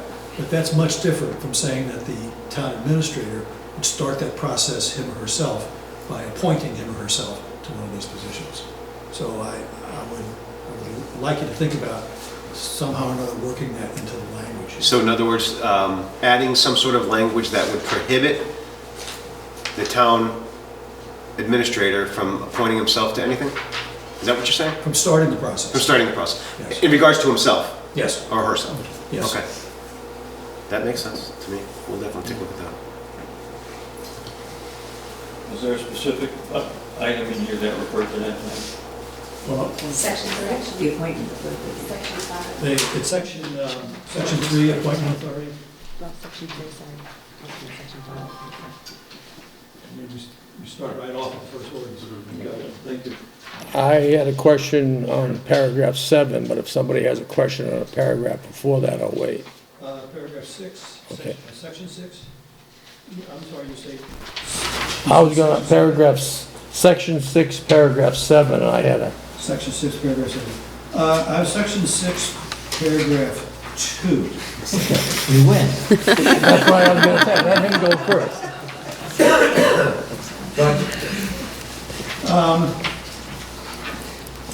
Fix the compensation of all town officers and employees under the town administrator's jurisdiction. Now, which are the town officers under the town administrator's jurisdiction? The town officers were elected officials. Fire chief, police chief, highway superintendent. Well, that came back to the question. John Yeah. was already I said a on. question earlier. Yeah, no, that's a good point. The wording's conflicting because we're referring to the officers as elected officials, and now we're referring to, because there's really no elected officials under the town administrator's purview. So if you can make sure, that's definitely something that should be, yeah, That may, a word search for the document or something. yep, no, that's a good point. Because, you know what I mean, because like we need to determine, we need to determine who's an elected official and who is, appointed for Right. life, as in you. We'll have to take a look at that. That's definitely a conflict if you're looking at it from two different perspectives, for sure. Yep. On section 3, I have a general question on a number of these sections. It talks about managing the town's financial affairs and so on. Does this include the schools? That was a question that we had a lot of questions ourselves about, and not specific to the question that you're talking about, but we had asked the Attorney General's office about where is that line and who's responsible for that? Like, does a school have to? If we, for instance, the conversation we had about it specifically was related to the budget process and the timeline of the budget process. We can have a bylaw that says the school committee or the schools have to have a budget scenario outlined for the finance committee by April 1st. But can we make them do it? And the answer we got was, we don't know. We don't know, or did they say no? They're lawyers. They're lawyers. They don't say yes or no. So We don't no, know. and I don't say that to be funny. It is funny, but the reality of it is we never got a clear answer about that. It was never tested. Right. And I don't think it'd be financially feasible to test it. So So let's just leave it at that. The best answer I can give you is the one that we got. So I just try to go with language that. Yeah, and we hope that when we get to the budget process of it and the timeline, that we're hoping that having, specific deadlines and increased meetings that will help that issue in the long run. Again, to your question, John, you can have this and you can put it out there, but can you make an entity that has that you really don't have much authority over apply to your rules? And the answer is, we don't know. Did you have any particular intention when you wrote this up to try to include the schools or try to? We did, we did, and we've had conversations with the schools, and that's why we, when we did this, especially towards the budget process, as you were part of, we had the superintendent come, and I think it may have just been the superintendent, I don't think anybody else came, but we were trying to get buy-in, what is it that you want to see from the budget process? So with the idea of coming together with something that, regardless of whether or not it could be enforced, was in everybody's best interests. And that's what we were hoping for, because if it's in everybody's best interest, if it's in Al's best interest, then he's going to abide by it. That's what we were hoping to try to do with what we've provided here. The specific wording of that, I don't necessarily know that was the purpose behind it, of that one section you talked about, but our intentions overall were to try to get buy-in from everybody as much as possible. And certainly we don't make everybody happy with everything that we've done, but that was our intention.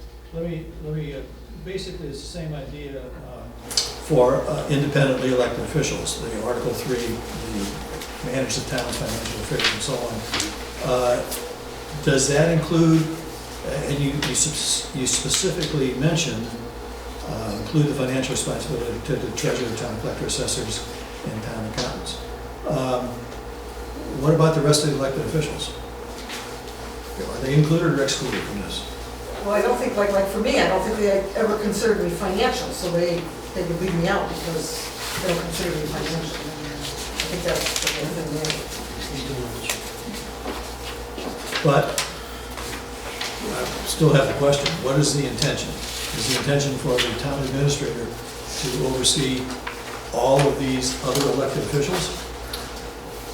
I don't know that the town administrator has the authority to overlook those officials. I think the intention was to have somebody be kind of like the overseer, whether they had the authority over, for instance, the treasurer or not.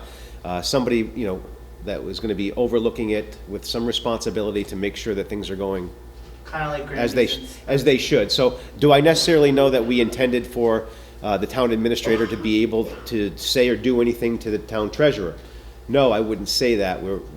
We were hoping that the expectation would be that that person would have the overall oversight of everything, to have a good idea of where we are, where we need to be, and how we're going to get there.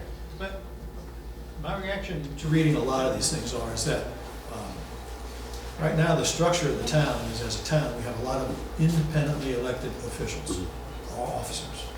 And yet we have to, in fact, think that all the payments come out of the same tax base for everybody. So there is clearly something that argues against independence, theoretically independent. But I think that if we're going to do the bylaws, we ought to take the time to think through exactly what we mean about the things that we're saying. And if we say town's financial affairs, do we mean every financial affair of everything that goes on in the town, including the schools, or do we not mean that? And if we don't mean that, then we ought to spell out more specifically what it is we mean, and then think about whether or not that really applies to a situation where we have independently elected town officers. Okay. Virginia? I understand number 3, and I'm just doing it for when, as an elected official, I was responsible with the other library trustees to put together the library budget. We always made it a point to go speak to whoever was at the time in charge, town administrator, to secure his suggestions, his understanding of what we were hoping to do, because we always thought of this as a town's effort. It wasn't just the library trustees' little kingdom, and this was their budget. I can't speak for the school, because the school is a whole different ballgame, but in my mind, this makes perfect sense. The town, he should be the one responsible for the town's financial affair, and every department should go and discuss with him and explain to him why you're putting forth what you're putting forth, so that he understands what your reason is, and he can give his reasons why he doesn't think it's a good idea, or is a good idea. Yeah, and that sounds to me like it should be what people think of as best practices for the town officials, because as a matter of fact, it's not required. And an example from the budget is that for as long as I can remember, the town administrator, or before that, the position of auditor, would go and ask the departments to put together, including the independent officials, put together budgets, and has been responsible for putting a balanced budget and everything else. And yet, that is all voluntary in some sense, because as much as some people might not like it, any elected official, and even sometimes some of the non-elected officials, can get up a town meeting and ask to change the budget. And ask to change the budget, and that's what it means to be, you have independently elected town officials. They are responsible for the town, for what it is that they do. So just think about the language a little bit and see whether there's a point making a distinction, particularly if you say all town finances and don't mean the schools. Okay. I think, John, the key words are here, shall supervise the financial management of the town. Because the town collector, the town treasurer, the assessors are all elected individuals, and they have their own verse and chapter in the state statutes, that he cannot oversee particular parts of that. What we were trying to do, I think, in this was, we were trying to get us, so the town administrator puts his best foot forward, or her best foot forward, to get together with the financial people, those who pay money out and who take money in, and to have a better idea of how the town is being run financially, and give recommendations, and to help those individuals along the way. I mean, what college do you graduate from to become a town treasurer?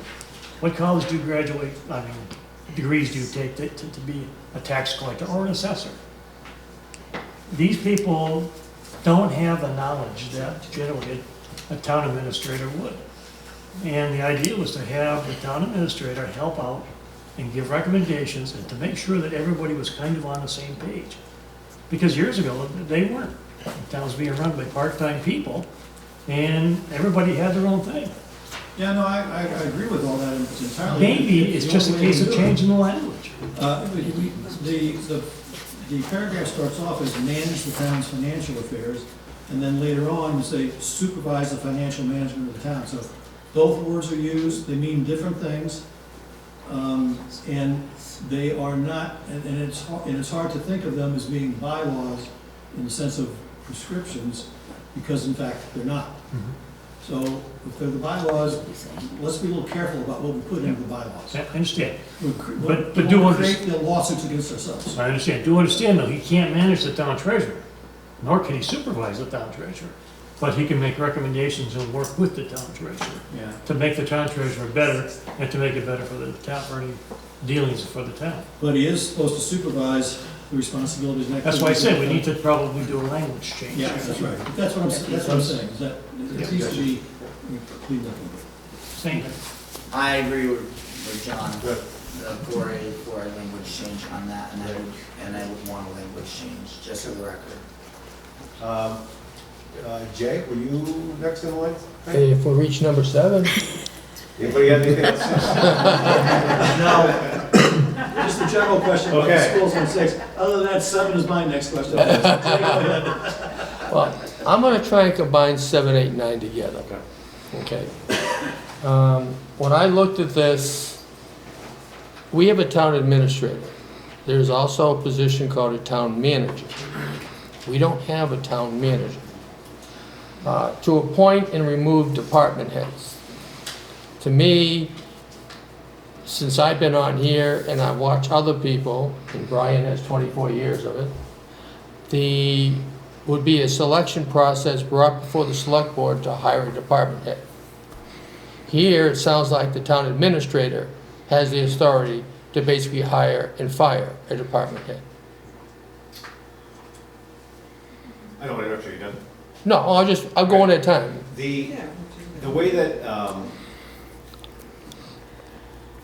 correct me if I'm wrong, anyone, but the way that we understand the process is that it starts with the town administrator, much like the appointment process, the removal process is exactly the same way. The town administrator can't get rid of anybody without the select board. The town administrator can't appoint anybody without the select board's affirmation. That was the intention of, or that's my understanding of, forgetting about what's written here, that's my understanding of what exists now. This is committing that to writing. Well, as a perfect example, the town approved a public facility supervisor. None of us here were ever involved in the selection, nomination, or even the hiring process of the individual. Is there a question? No, I'm just making a statement there. Okay. So that's why I'm looking, is there a difference between appointment, what comes to us and what doesn't? Because like, you came in to hire some police. Yep. Okay, but now we have a supervisor of a department that we have no say in. Oh, I don't know that that's true. Okay. You do have a say, but I think the problem doesn't lie with the department head. The problem that you're discussing is the information that's getting to you. And where should that information be coming from? It shouldn't should be come. coming from me. It Well, should be going through on your department, yes. my department. I'll use myself. Yeah, I that's fine. report to the town administrator. Yeah.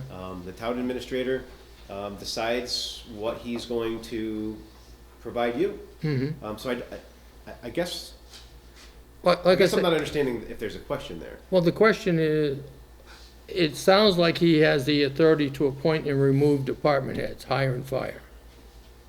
That's what it sounds like.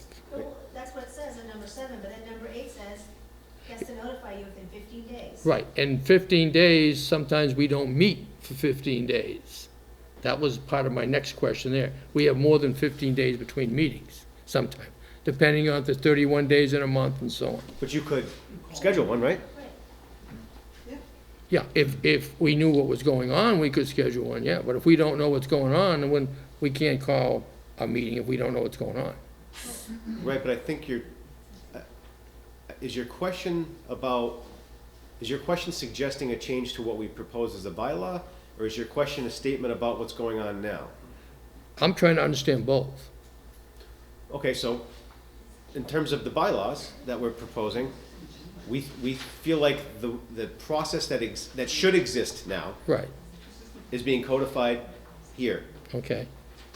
It says nothing about what actually is happening in whatever specific circumstances you're talking about.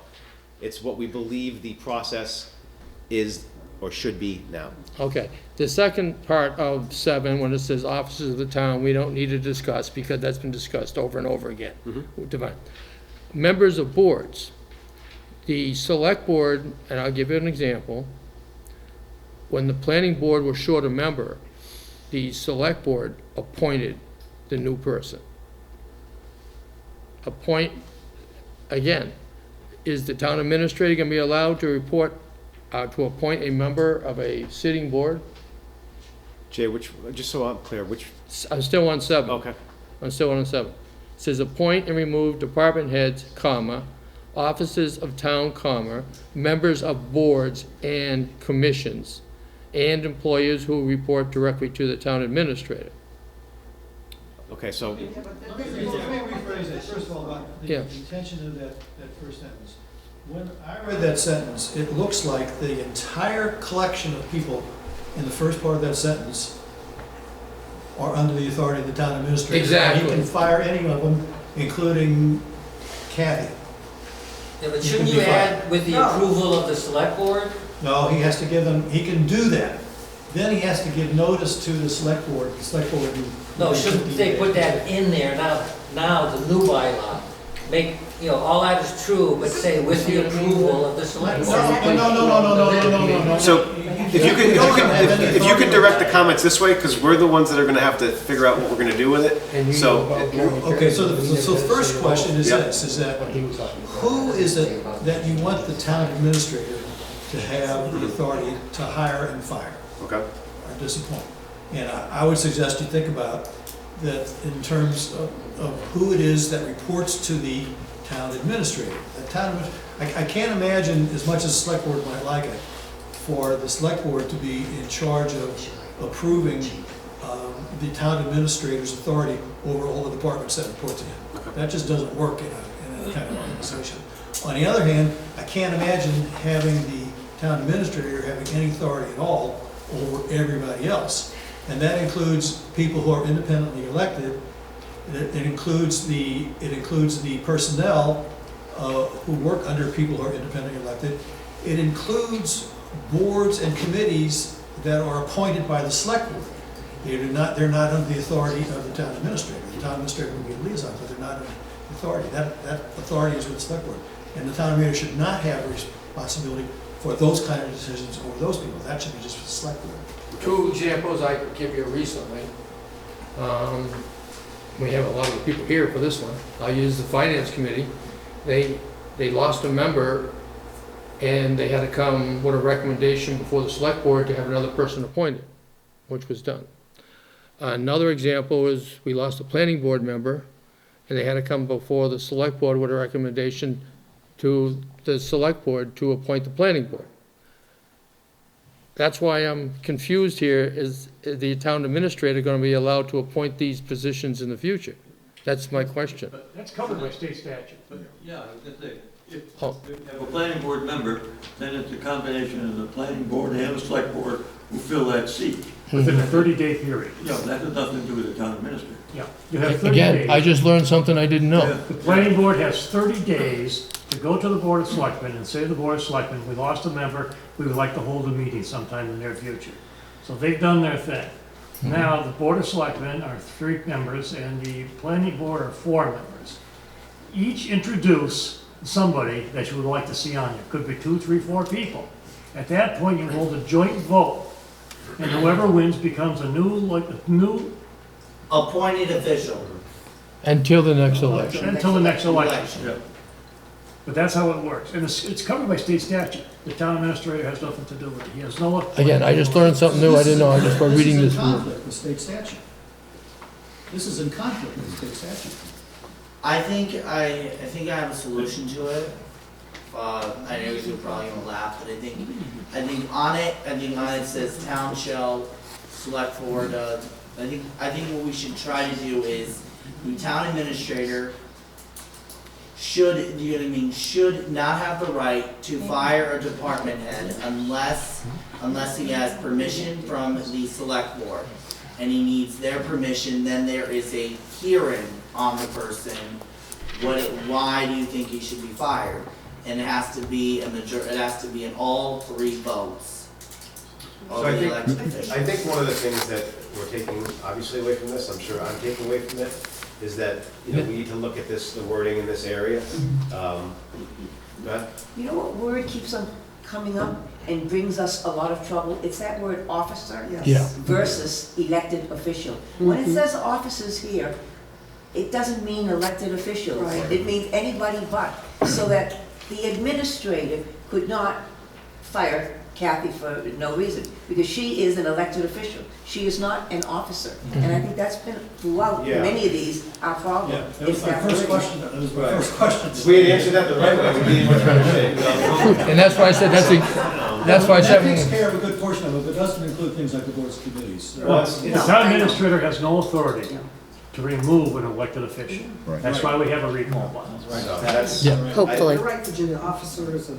so, but to fill. we will definitely take a look at that wording, it's a good point. Steve, do you have something? Yeah, I just want to clarify that this only permits the town administrator to deal with personnel under his direct authority.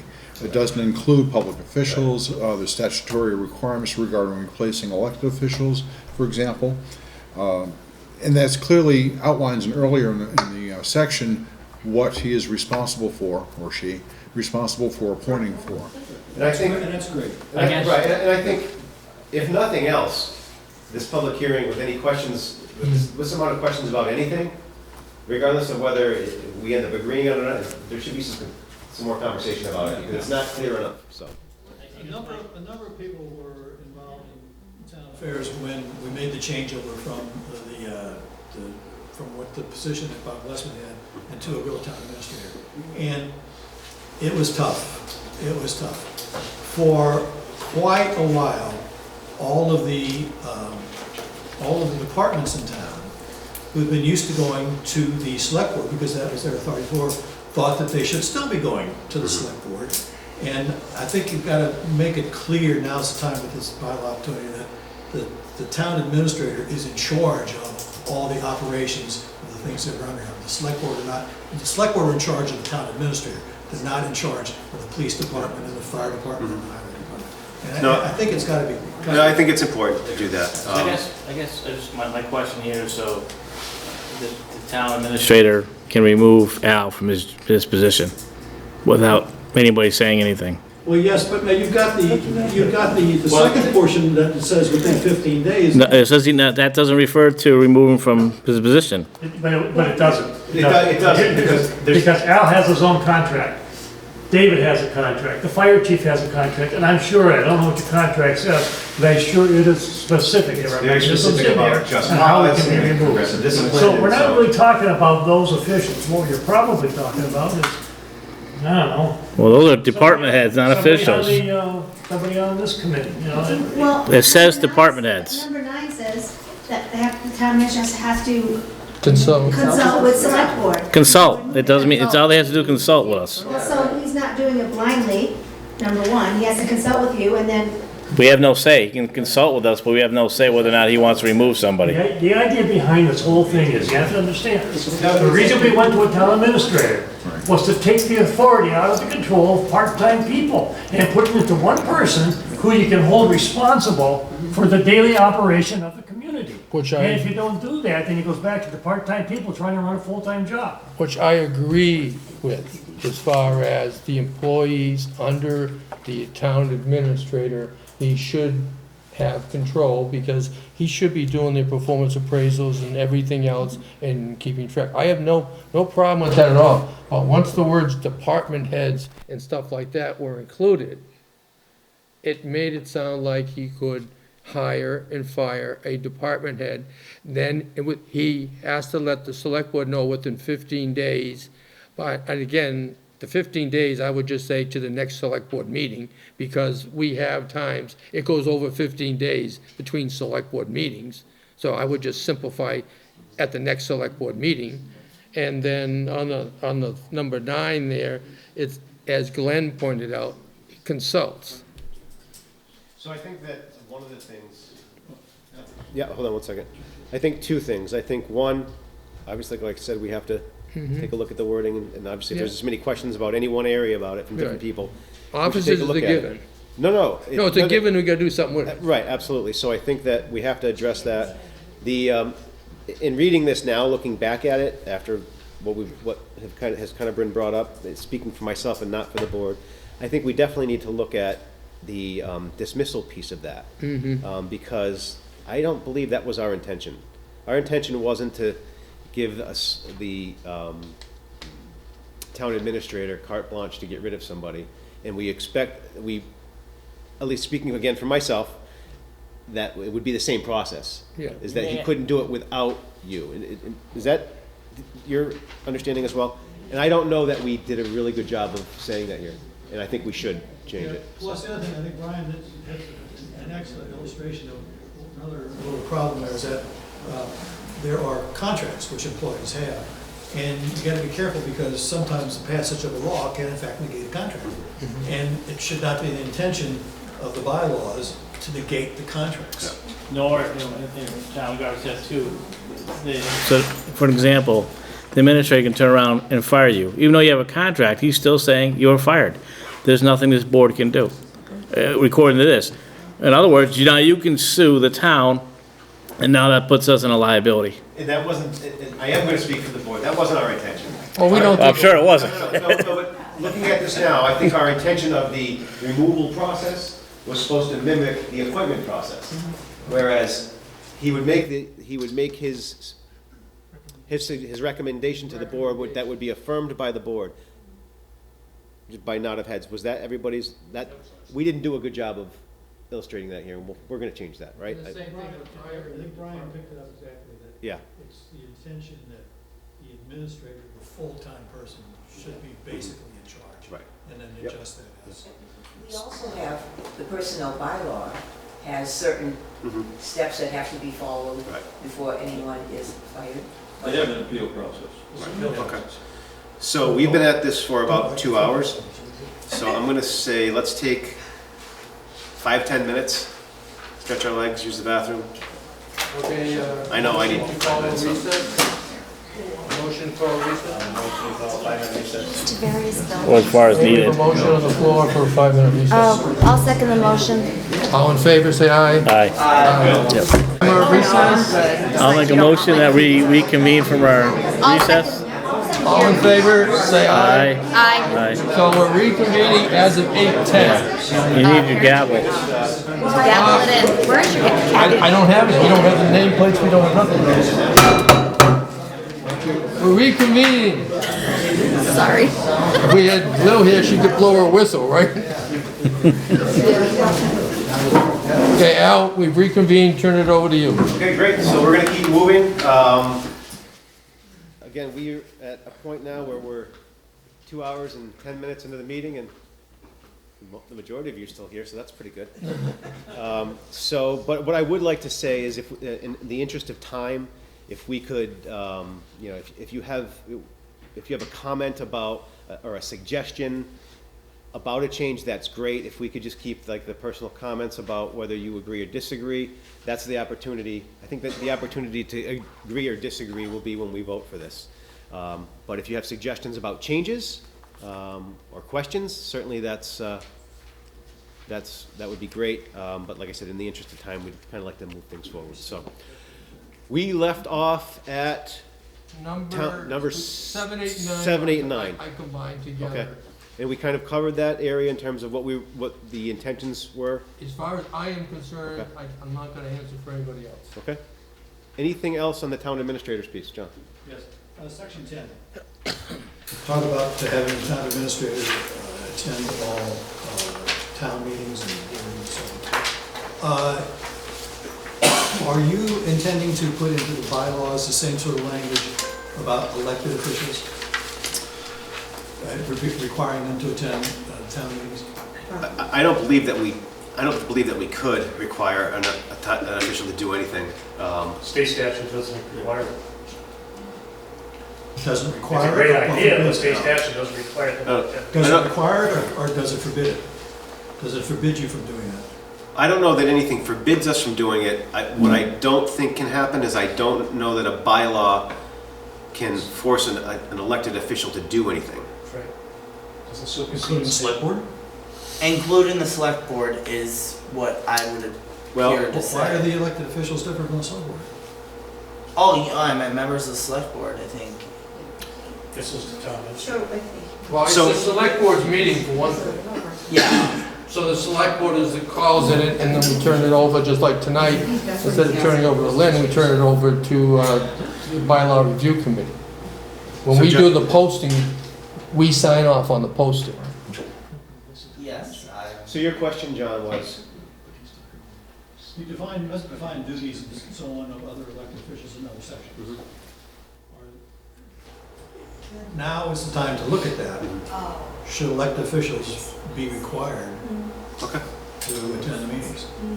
we'll look at that and look into that, I should probably say. I mean, the way if you're gonna run a town, the town is structured so that different people are in charge of running different sections of the town.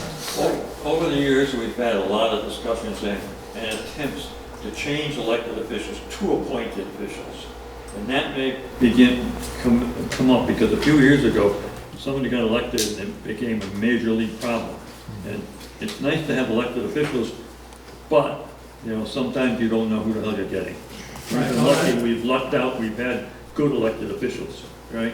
Yeah, and I'm in favor of that entirely. I think, as you know from the conversations, that there are a lot of positions that have changed from And- elected to appointed. But it's just the town has never been willing to do it.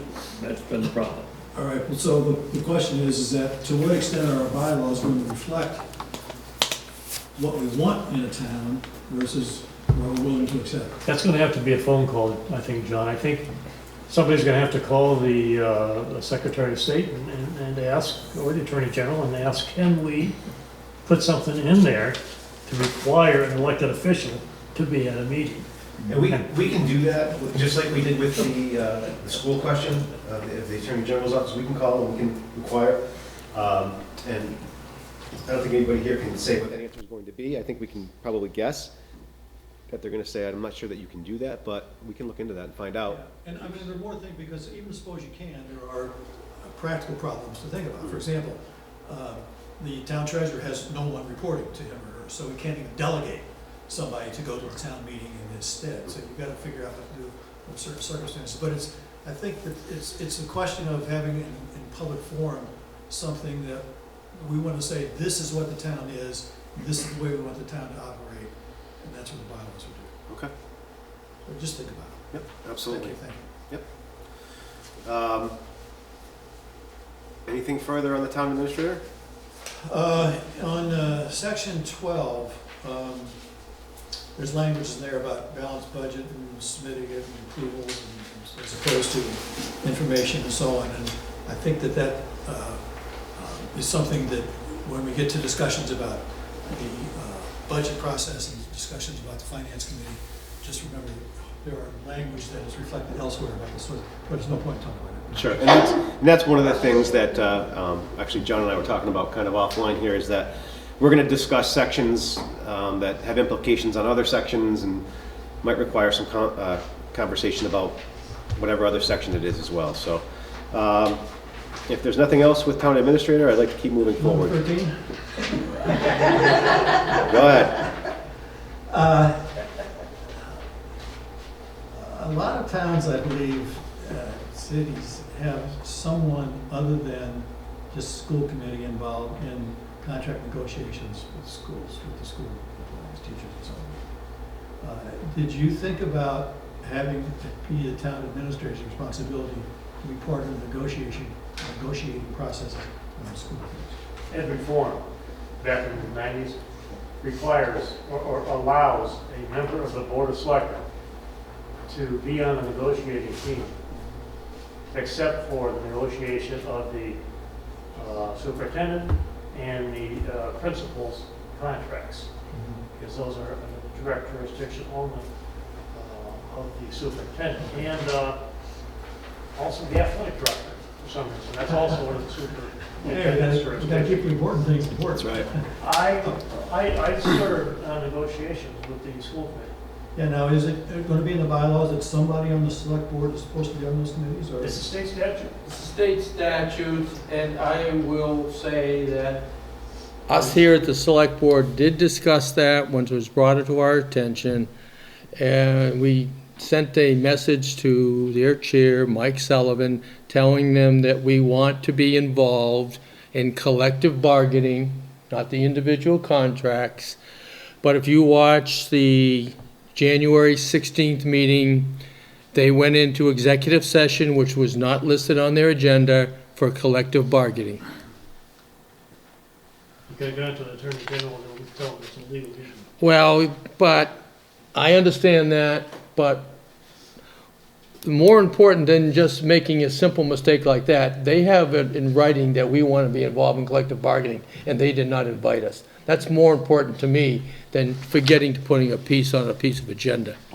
I believe state statute gives you the opportunity to choose a representative. It does. Generally from, I The believe- chief executive officer or his representative. Yes. And I have the laws right here, because I sent them to them. Well, then this is another question of what purpose do the bylaws serve, what purpose can they serve? And if you think that it's important enough that that happen, then there's an opportunity to include it in the bylaws as part of the select board responsibilities. And you can always say, John, per state statute, Correct. chapter and verse. Correct. And then give an explanation about what that means. Okay, so, No, so think about that. Okay. Yeah. Yep. At least then everybody knows it. Yes. all right.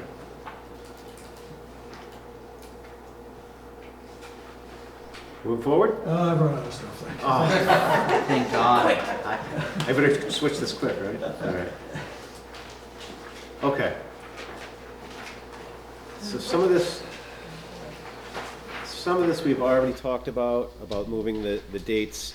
I'm not gonna belabor that. We've already talked about it through other areas. One of the things we've suggested, we've made a lot of suggestions in the area of the budget process, and they're so intertwined with it, the Finance Committee as well. So I'm gonna go through a few areas, and then I think I'm gonna have to do that for this to make any sense whatsoever. So, like I said, the dates changed. We've also outlined the budget process, some milestones, and a calendar as well. Again, we're hoping to promote those positive and early interactions between all the departments, the select board, the school committee, the finance committee, and the town administrator.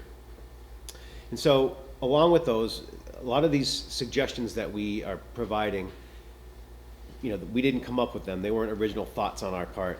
They were suggested by the Department of Local Services and the Department of Revenue.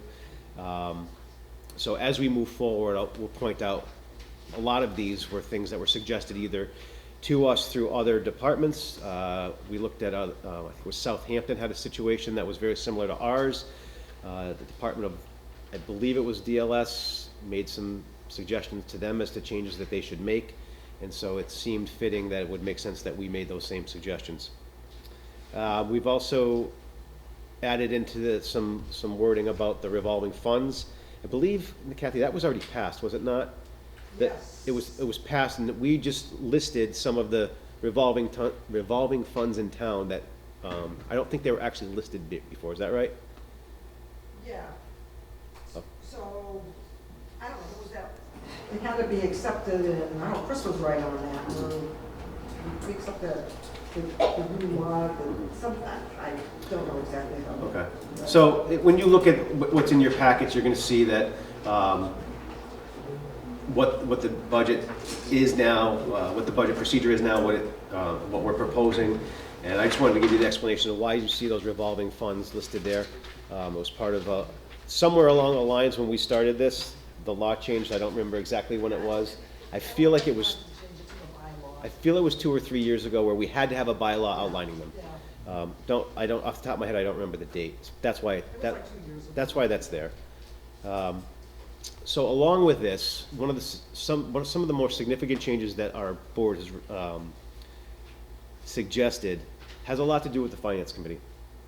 And we met with the Finance Committee, we talked about what we were gonna suggest, we listened to what they had to say, and I just want to be very clear on behalf of our board, we're really lucky to have historically the Finance Committee members that we've had, because they do a great job, they're obviously very invested in what they do, they put a ton of time into it, and so this is not a commentary on what they do or what they have historically done or not done.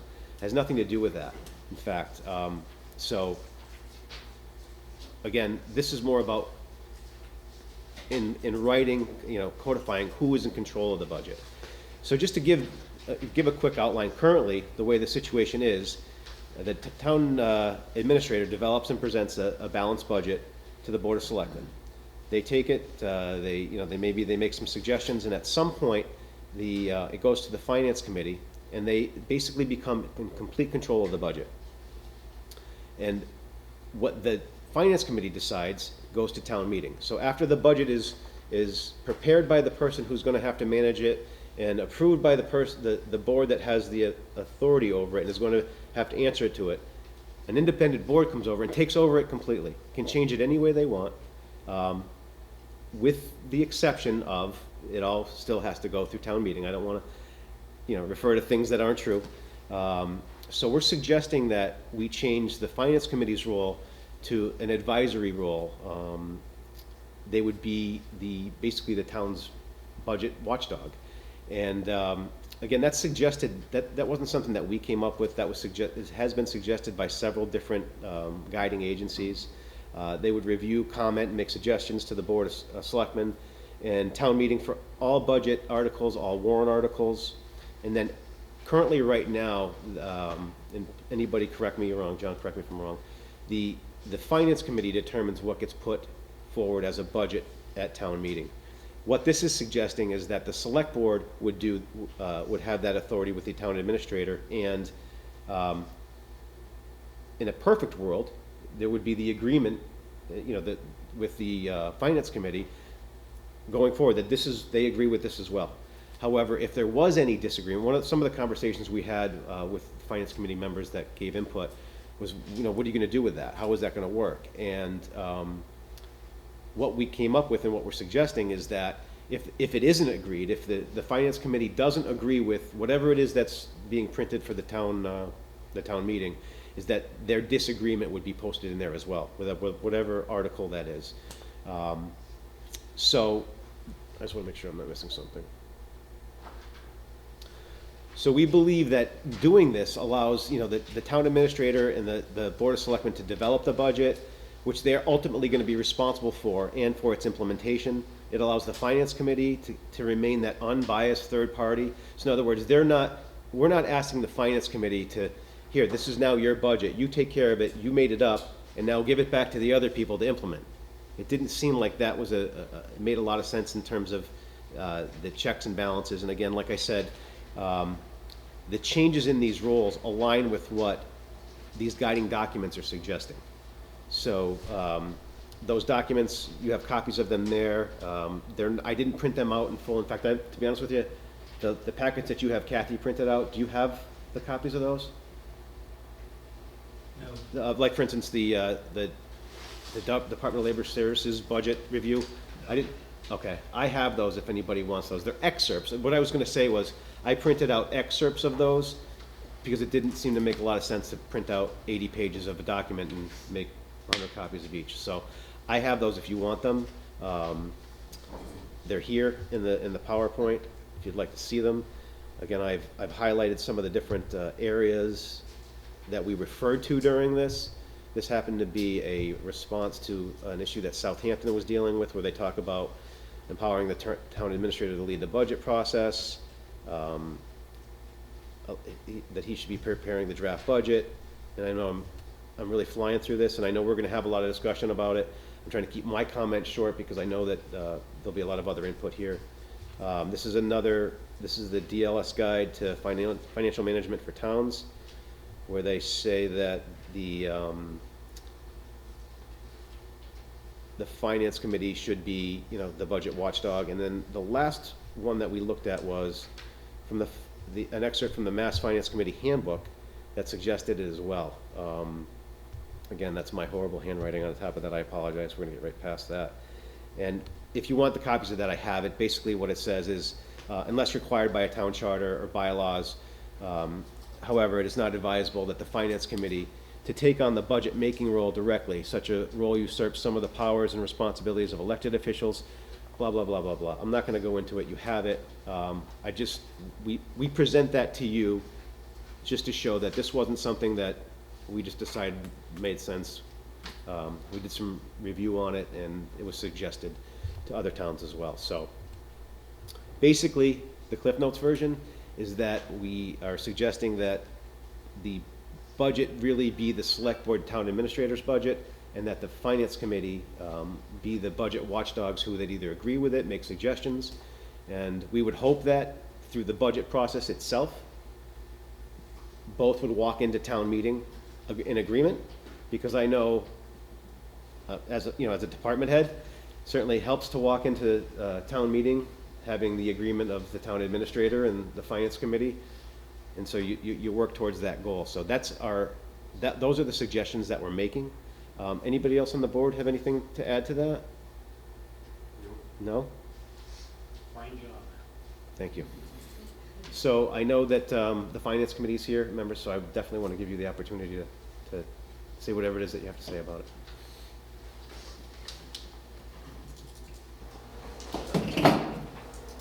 It's coming up.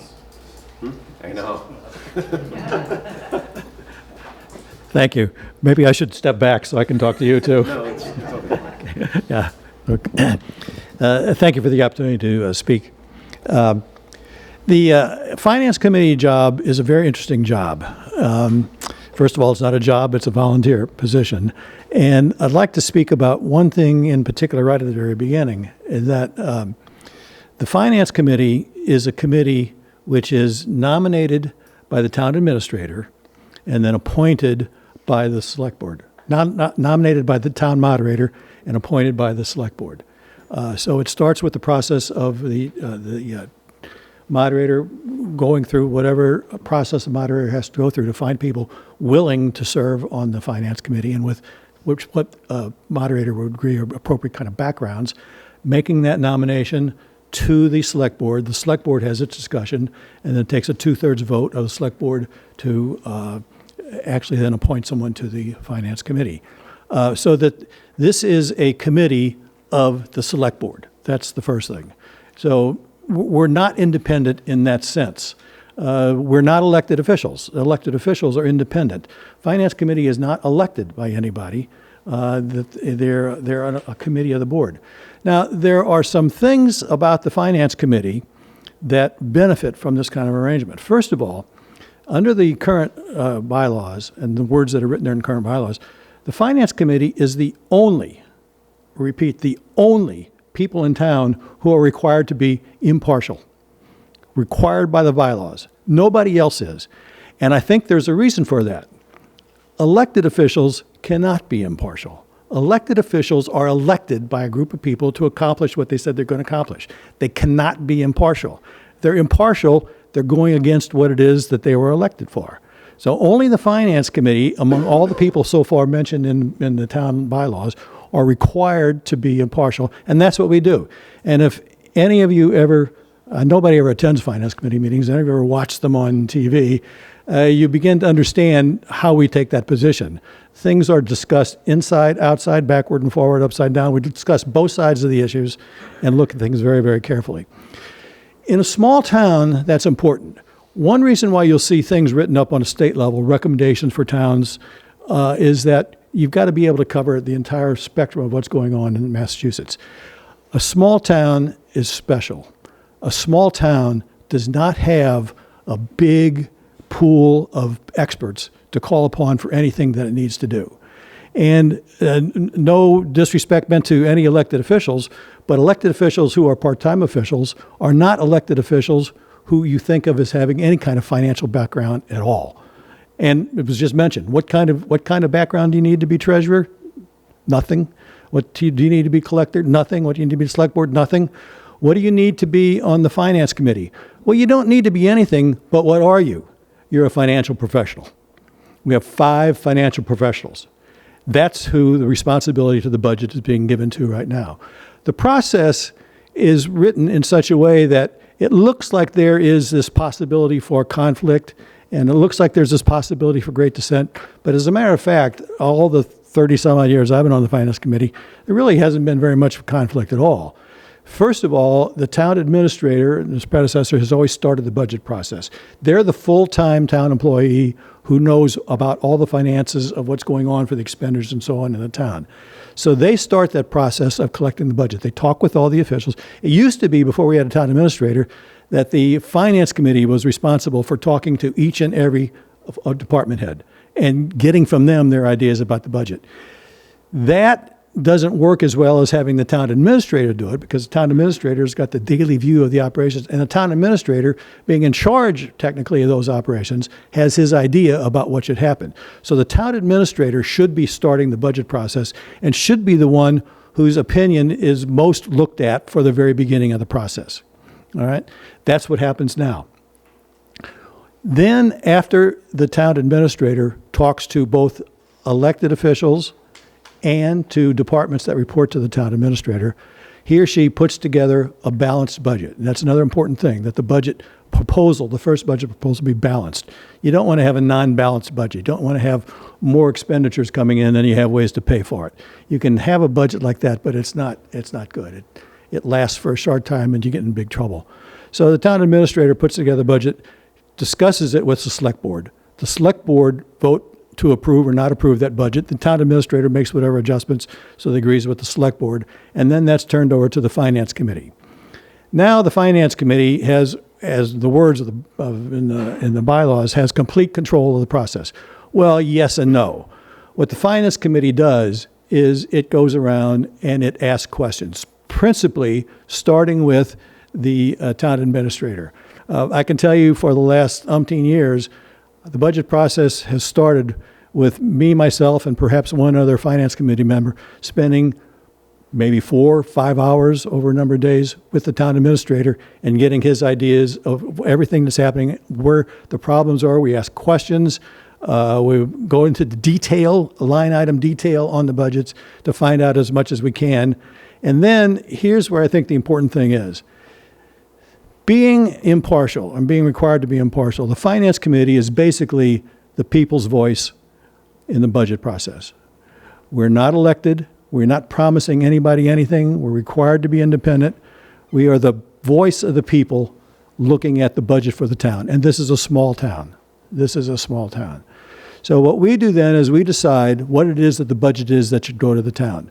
Are adjustments made? Yes. Sometimes. Very few. The adjustments principally have been sometimes the department feels that they need a piece of equipment or they need something going on for some time, and the town administrator has been a little reluctant to do that. And the finance committee will say, well, we have discussions with that department and we decide, yes, that is important. Or it works the other way. A department head has talked the town administrator into extra personnel, something else, and then we come in and we say, well, now look, one of the first things that we consider is the taxes. We are very, very reluctant to talk about increasing taxes other than the automatic 2.5% increase in taxes that we get as taxpayers every year. So we look at it as taxpayers too. And so we'll come back and we'll say, we're not ready for that. We're not ready to do that to the budget yet. This then becomes the final budget that is printed in the booklet that you all get before the town meeting.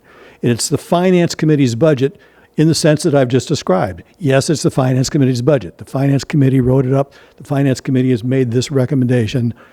There have been 3 select board people, a town administrator, umpteen department heads, every elected official that have been part of it.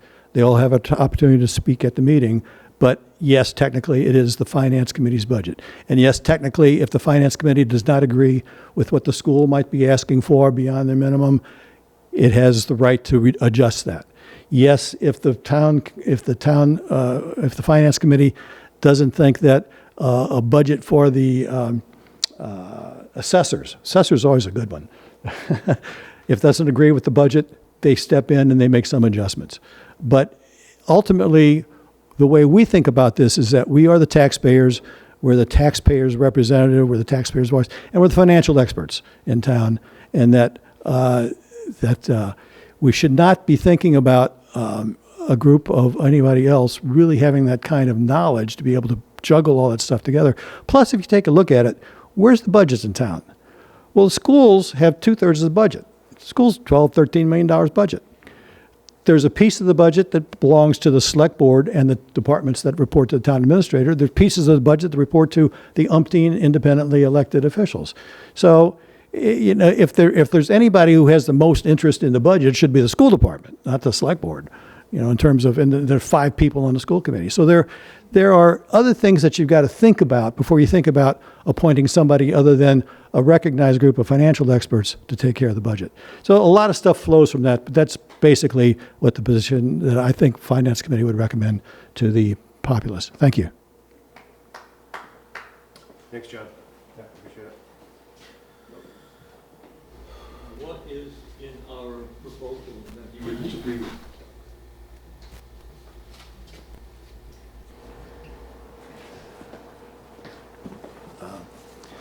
As I read the proposal, it seemed to be saying that the numbers that get published to the town, that go to the town every year, would be the numbers that the select board determined should be the budgets of each of the departments. All right, disagree with that. Now, right now, the way it's set up, that if you remember from the booklet, a budget is presented. Let me get off on a sideline in a minute, not right now, but the budget is presented. There's a report by the Finance Committee. We give recommendations. We stand up at town meeting. We recommend this budget. We speak to the budget as it goes along, as it comes to the budget. And we're the only ones who have that kind of formal say. I know that it's been talked about, shouldn't other people be able to make comments to the town before they get to town meeting? Should the select board, and I think you have to add, should the elected officials, I think you have to add, should the school, should they also be able to make a comment and write in that booklet before it goes out to the town what they think about the budget that's being proposed by the Finance Committee? I tell you, from the Finance Committee point of view, we don't care. We don't care. What we want is for people to have the information. We believe that it's important that people get the information and then make the decision. And we don't care who says what about it. So that we don't have an objection to people writing the budget. But I think that this idea that there's a group of people other than this appointed committee by the select board to determine what the budget is that goes to town, that's what I think we most object to. So whose budget is it in actuality? Whose budget is finally in actuality owning that budget? Well, let me speak first of all before I answer that question. Let me ask you a question too. Years and years ago, when you think of the budget, if anybody thinks about, and does anybody think of the budget for their household as not being everything that's spent in that household? Does anybody think, oh yeah, we got the budget, but oh yeah, all these other expenditures going over too. We don't have to worry about those. Don't worry about matching that up with income or anything else. Here's the budget. We got food and we got drink and we got heat and rent and so on. That's the budget. Not the car, not the lawn. That's not part of the budget. Nobody does. Granby does. Tremendous amounts of money are spent by Granby that are not in the budget. A lot of it used to be in the budget and was taken out of the budget purely for the purposes of making the flow of the meeting go much easier. So we have all of these warrant articles. A lot of those warrant articles used to be part of the budget. And actually, I initiated the conversation with the town administrator and said, look, you know, we keep all these things within the budget. It really distorts things. You can't tell from year to year what's really being spent by a department. You can't tell over a period of time what the trends are because you got all these capital items and you got all these one-time expenses in there. Let's separate all that stuff out, all right? Well, we did, and guess what? Finance Committee has zero control over that. Right now, the Finance Committee isn't even asked about warrant articles, except maybe sometimes it's courtesy. All sorts of stuff shows up the Finance Committee never finds out about. And that doesn't make any sense to us, but I'm not going to recommend that we make a change for that because that requires then putting all the expenditures back in the budget, and it raises the other questions. Now, it would be better than having somebody else in charge of the budget, but I don't think in a small town it's worth it because we managed to get together and have the conversations so that things are understood enough by the time we get to the meeting. Whose budget is it? What budget are you talking about? Are you talking? The budget that goes to town. Okay. Written in the book. Okay. Who owns that budget? Who writes it? Okay. A piece of it is written by the town administrator and signed by the select board. All of the warrant articles that spend money that are part of our budget, and believe me, I think of it as part of our budget, and you report the budget in the newspapers, it's part of the budget. All of those things are done by the select board. Finance committee has no say in that. We don't have a say in whether they're there or not there. We don't get to write something in the booklet saying that we agree or disagree. We got to stand up on town floor and say that. So all of that is budget that's put in there by the select board. They're in there right now. They've been in there forever. There is a portion of the budget which is spent by different committees and different departments in town, including the school department, including the finance, including the police department, fire department, all of those budgets. Those budgets are determined in their final form by the finance committee. They've had input from, they were developed, first of all, by the town administrator. The departments all gave him information to put the budget together. They're run by the select board, and then it becomes the finance committee's budget. It's not really budget in the sense of what you mean by budget in your everyday life. It's not budget in terms of what we mean when we say to the rest of the world, Granby has a budget. The budget is done in pieces. There's a piece which is done by what I think of as the financial experts in town, and there's another piece which is done by the politicians. No, the financial experts are the people who have that part of the budget. Excuse me? You're saying the financial people on your committee are representing, that's their part of the budget. The final product is theirs. Only the piece that relates to the expenditures, the daily expenditures for running the town from the town departments. None of the warrant articles, which include small amounts of money sometimes. But the town budget, we have items we vote at town meeting.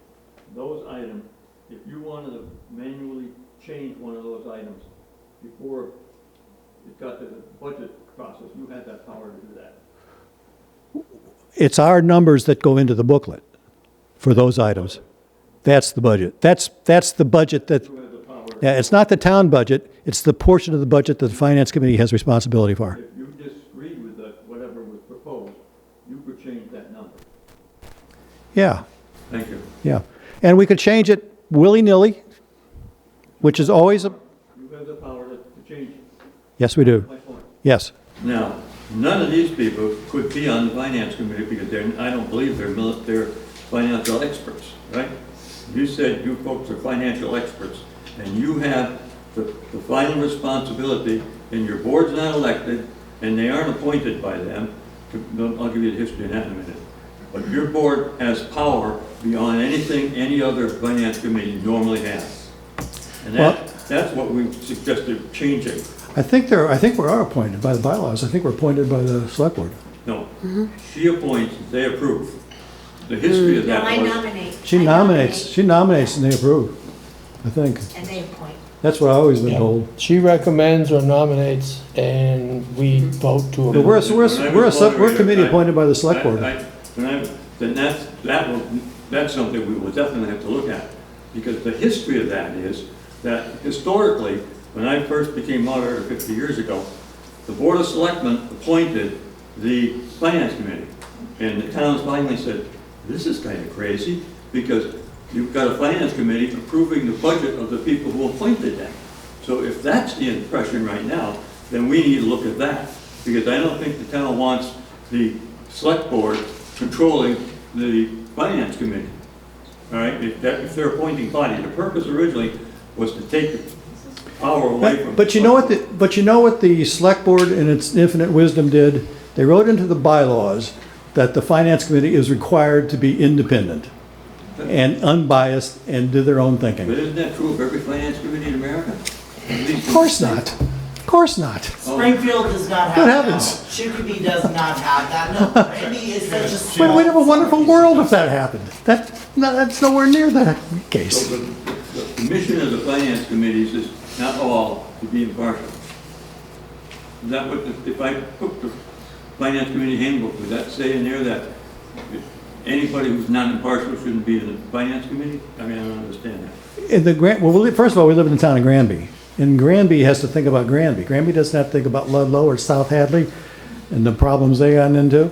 Granby has to think about Granby. And in Granby, you've got to be an unbiased, impartial person to fulfill the responsibilities of the finance committee. You don't have to do that to be an elected official. Matter of fact, you don't want that in an elected official. You have more power than the Board of Selectmen do. I don't think so. And I can tell you what. You're the final piece of paper that I'm gonna vote on at town meeting.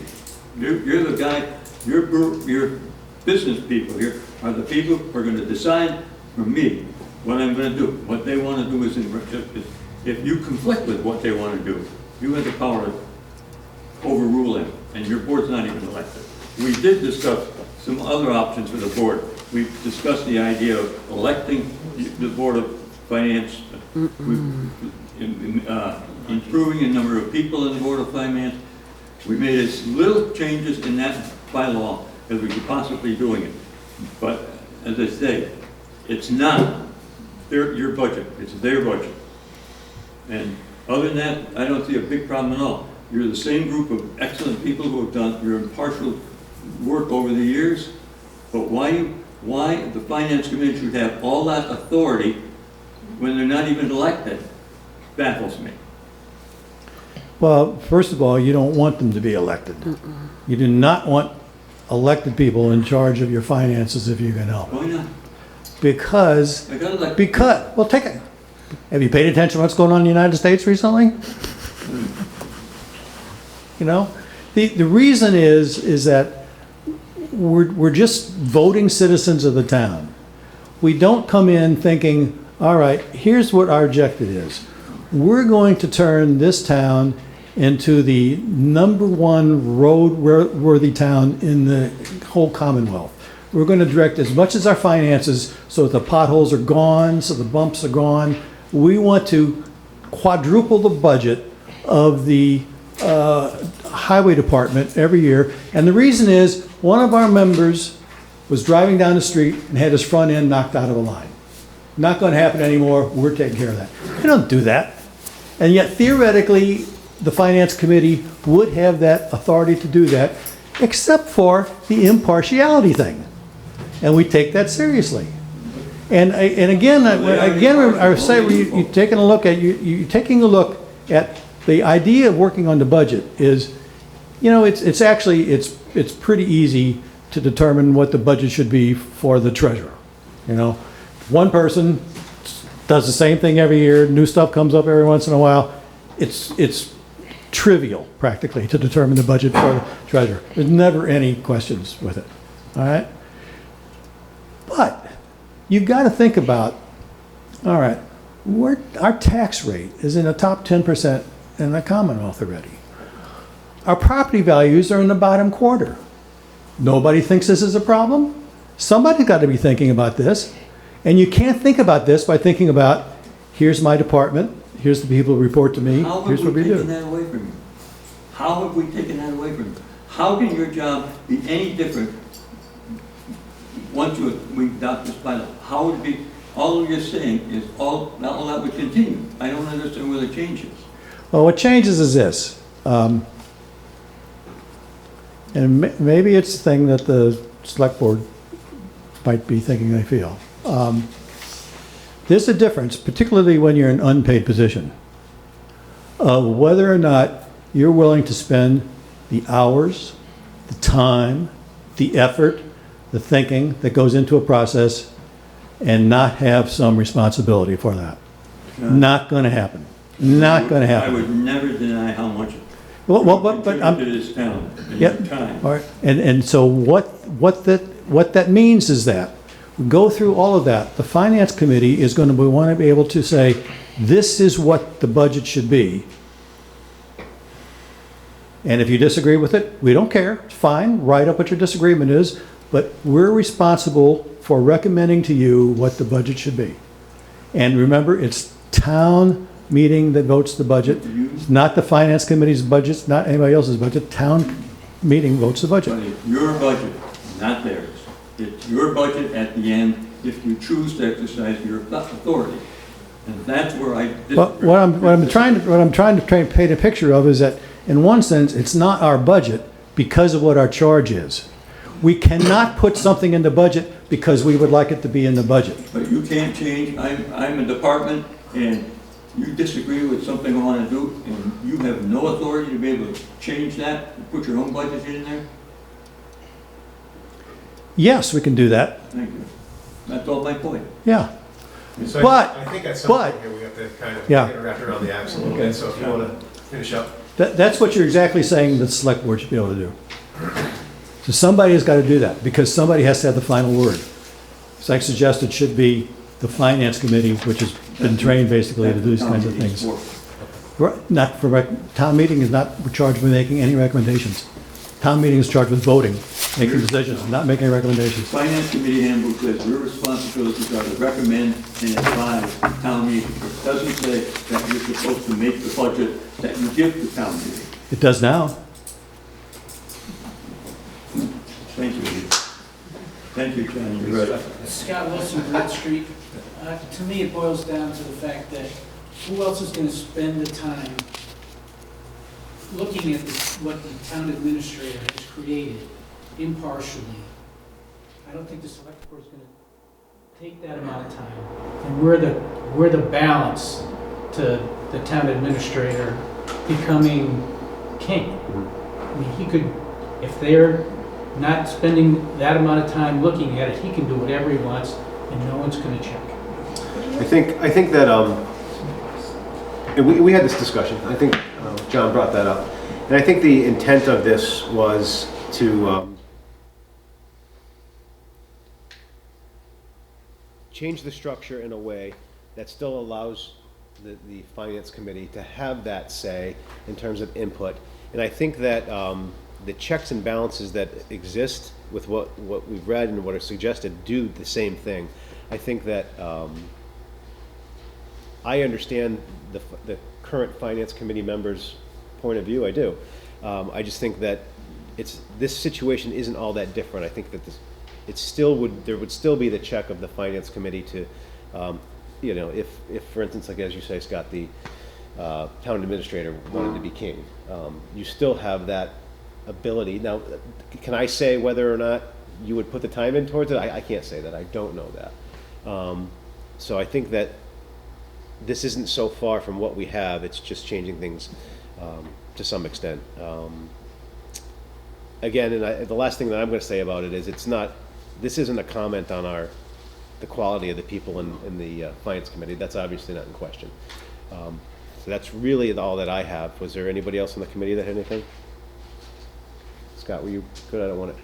Did I cut you off at all? No. Okay. All right. The only thing I'd like to say, Al, is as far as the budget goes, the finance committee is the select board advisors of the financial distribution of the money based upon their experience.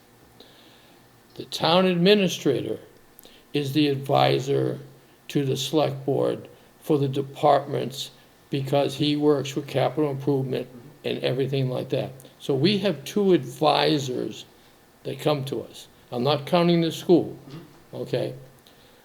The bottom line is, when the warrants come, we should have our two advisors giving us their opinion. And it's up to us if we sign the warrant or not. If we don't sign the warrant and the article, it doesn't go to the floor. And I think the finance committee is a very important group of people. So they're the financial experts, as John pointed out. I also think the town administrator is a very important part of the process because he knows the everyday going on of the town. The only other end we have off is the school committee, because the school committee works with the school to develop their budget, and all they want us to do is rubber stamp their budget with our signatures. Do we have to? The answer is no. The bottom line is, it is the select board's budget. If the select board does not sign the warrants for the articles, it doesn't go to the floor. Correct me if I'm wrong, because, I got a lot of faith in the finance committee, and I have faith in the town administrator. And we have meetings that go back and forth in the different budgets. And I'd like to see more meetings than, like, we're going through our contracts now for the different departments. I would like to see the finance committee there with the town administrator going through these budgets. That's just my personal interpretation. I'm not saying I'm right, I'm not saying I'm wrong, and I'm definitely not an expert. I learn along the way as I'm doing things, because every time I sit here every week, I learn something else new. But I depend on the finance committee, I depend on the town administrator, and I'm hopeful on the school committee. That's about the best way I can address it. All right.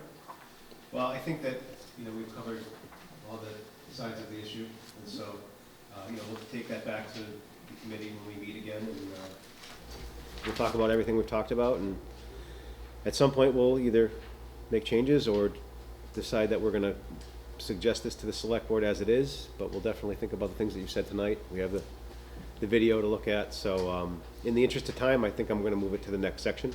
The next section was the town clerks. Yes. Oh, did I miss one? You know what, yes. I have to skip forward. I added this, actually, because I apologize. I added that to this after the fact because I wanted to make sure that we didn't miss anything that you brought up. So we're going to go back to you in a minute. Sorry. All right. So town treasurer. This was a newly kind of formed area. Chapter 8. It basically expanded the explanation of the duties and responsibilities of the town treasurer. That was the intent of it. That's the entirety of why we did it. If you take a look through your packet, you should have a copy of that. And basically it describes just some basic thoughts about what the treasurer does or should be doing, what the responsibilities are. Steve, did you want to add anything to that at all? No, the only thing, obviously, is the original document provided very little guidance or responsibilities for the town treasurer.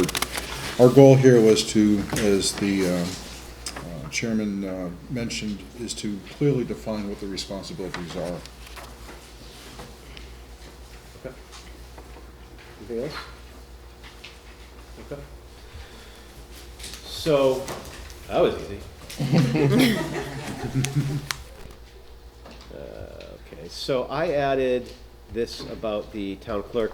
Again, one of the things that we hadn't suggested any changes to the town clerk's section. We did change the location. That was just because it seemed to make more sense to be somewhere else. But when we posted this, there were some questions that came in from the town clerk when she saw what the end proposed result was. A lot of them had to do with expanding, not a job description, but kind of a list of responsibilities that correspond to the town clerk's position, much like we did with the town treasurer. So I didn't list all of those here. Kathy had sent me a list, which you haven't seen yet. She sent it to me Saturday. So we certainly can go through that email and look at what those suggested changes are. Was there some other?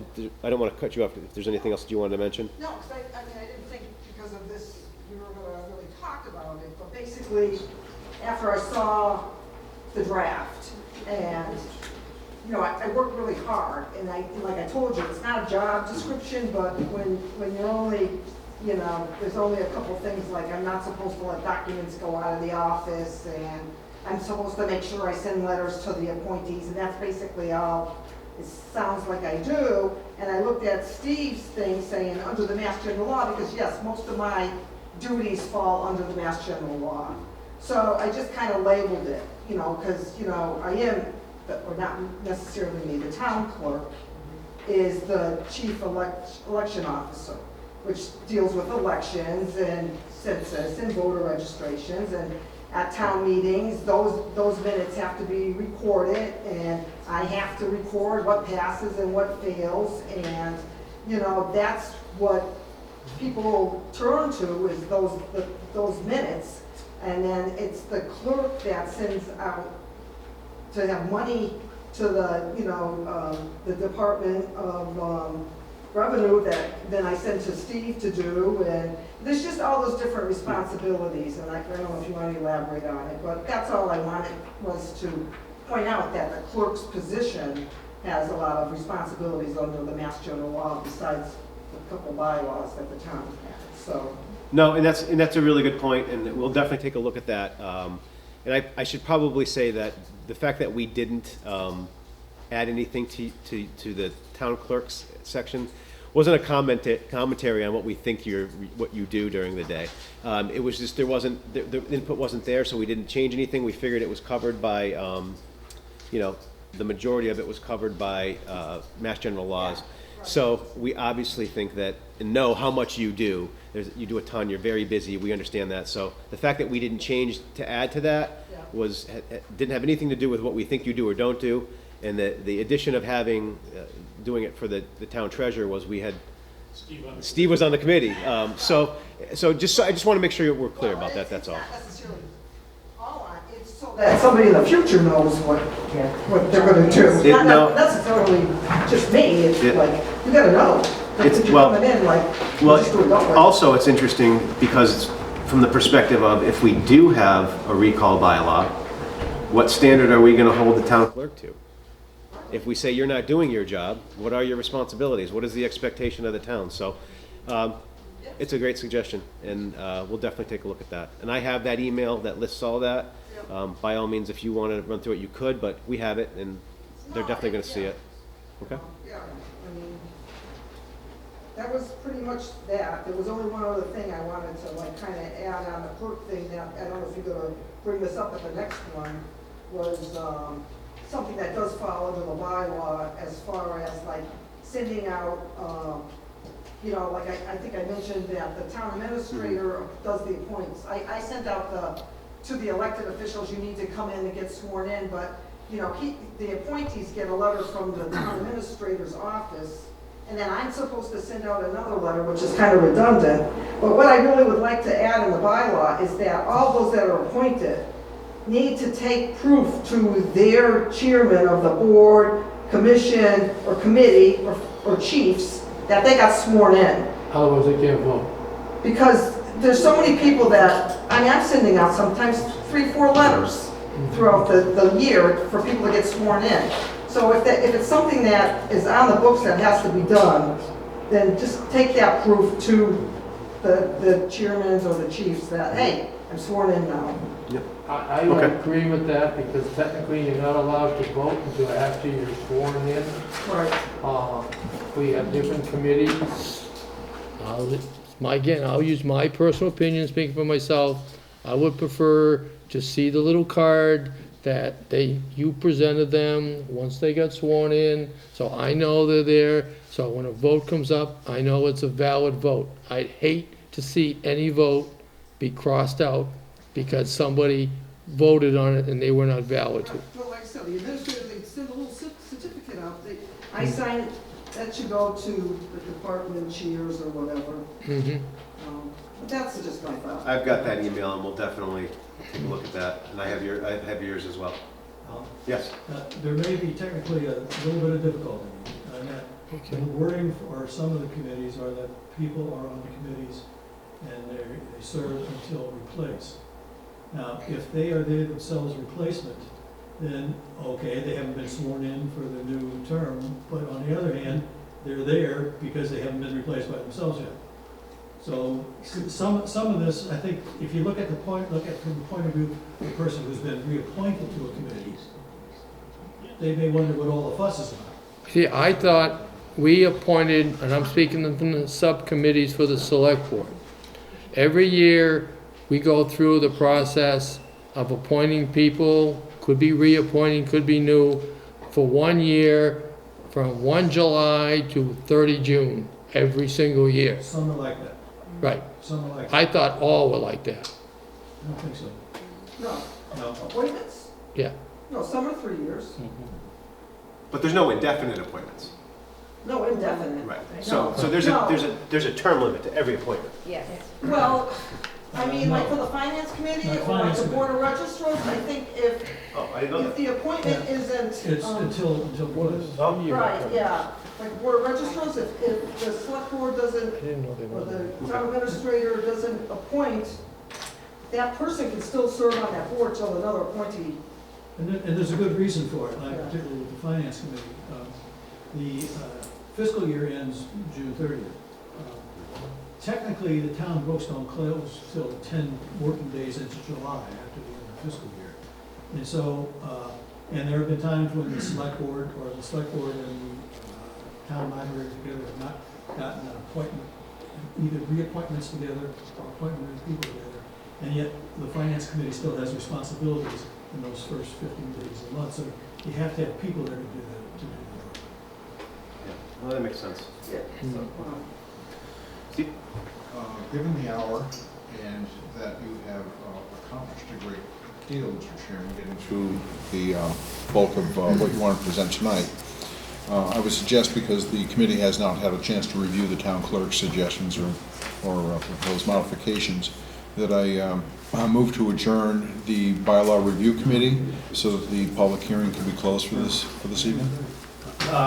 You want me to wait? I'm gonna delay that for about 2 minutes, because we're there. We're there. And I'd rather not take one meeting and make it 2, because we don't need to. We have the suggestions from the people that have shown up and added. We've got the commentary and suggestions from the finance committee and other members of the meeting here today. I thank you all for coming. I know it's a long meeting, and I appreciate it. Your input will definitely be taken into account. We're going to have another meeting at some point. Like I said, no matter what we end up doing, just keep in mind it's a living document. We can always change it. We're going to have to change it. No matter what we do, we're going to have to change it down the road. We don't have a next meeting date for the next chapters that we would cover, 9 through 17. I'll have to speak with, what's that? We didn't finish it. What was 8? Town collector. I didn't do it? Put it on next time. No, we didn't change it because there was no changes to it. That's why. There you go. So thank you very much. I don't know, we don't know when the next meeting is going to be. We'll have to talk to the select board meeting, but the next chapters that we will cover will be 9 through 17. So if you have any comments about 9 through 17, come and see us. But I do have a comment. I think if you haven't gotten any public applause for all the work you've done, I think now. Thank you. Thank you. Well, thank you all, and you want to make that motion now? All right. I will attain a motion to adjourn the public hearing. Second. Here, here. Third. Make a motion that we adjourn the public hearing. All in favor, say aye. Aye.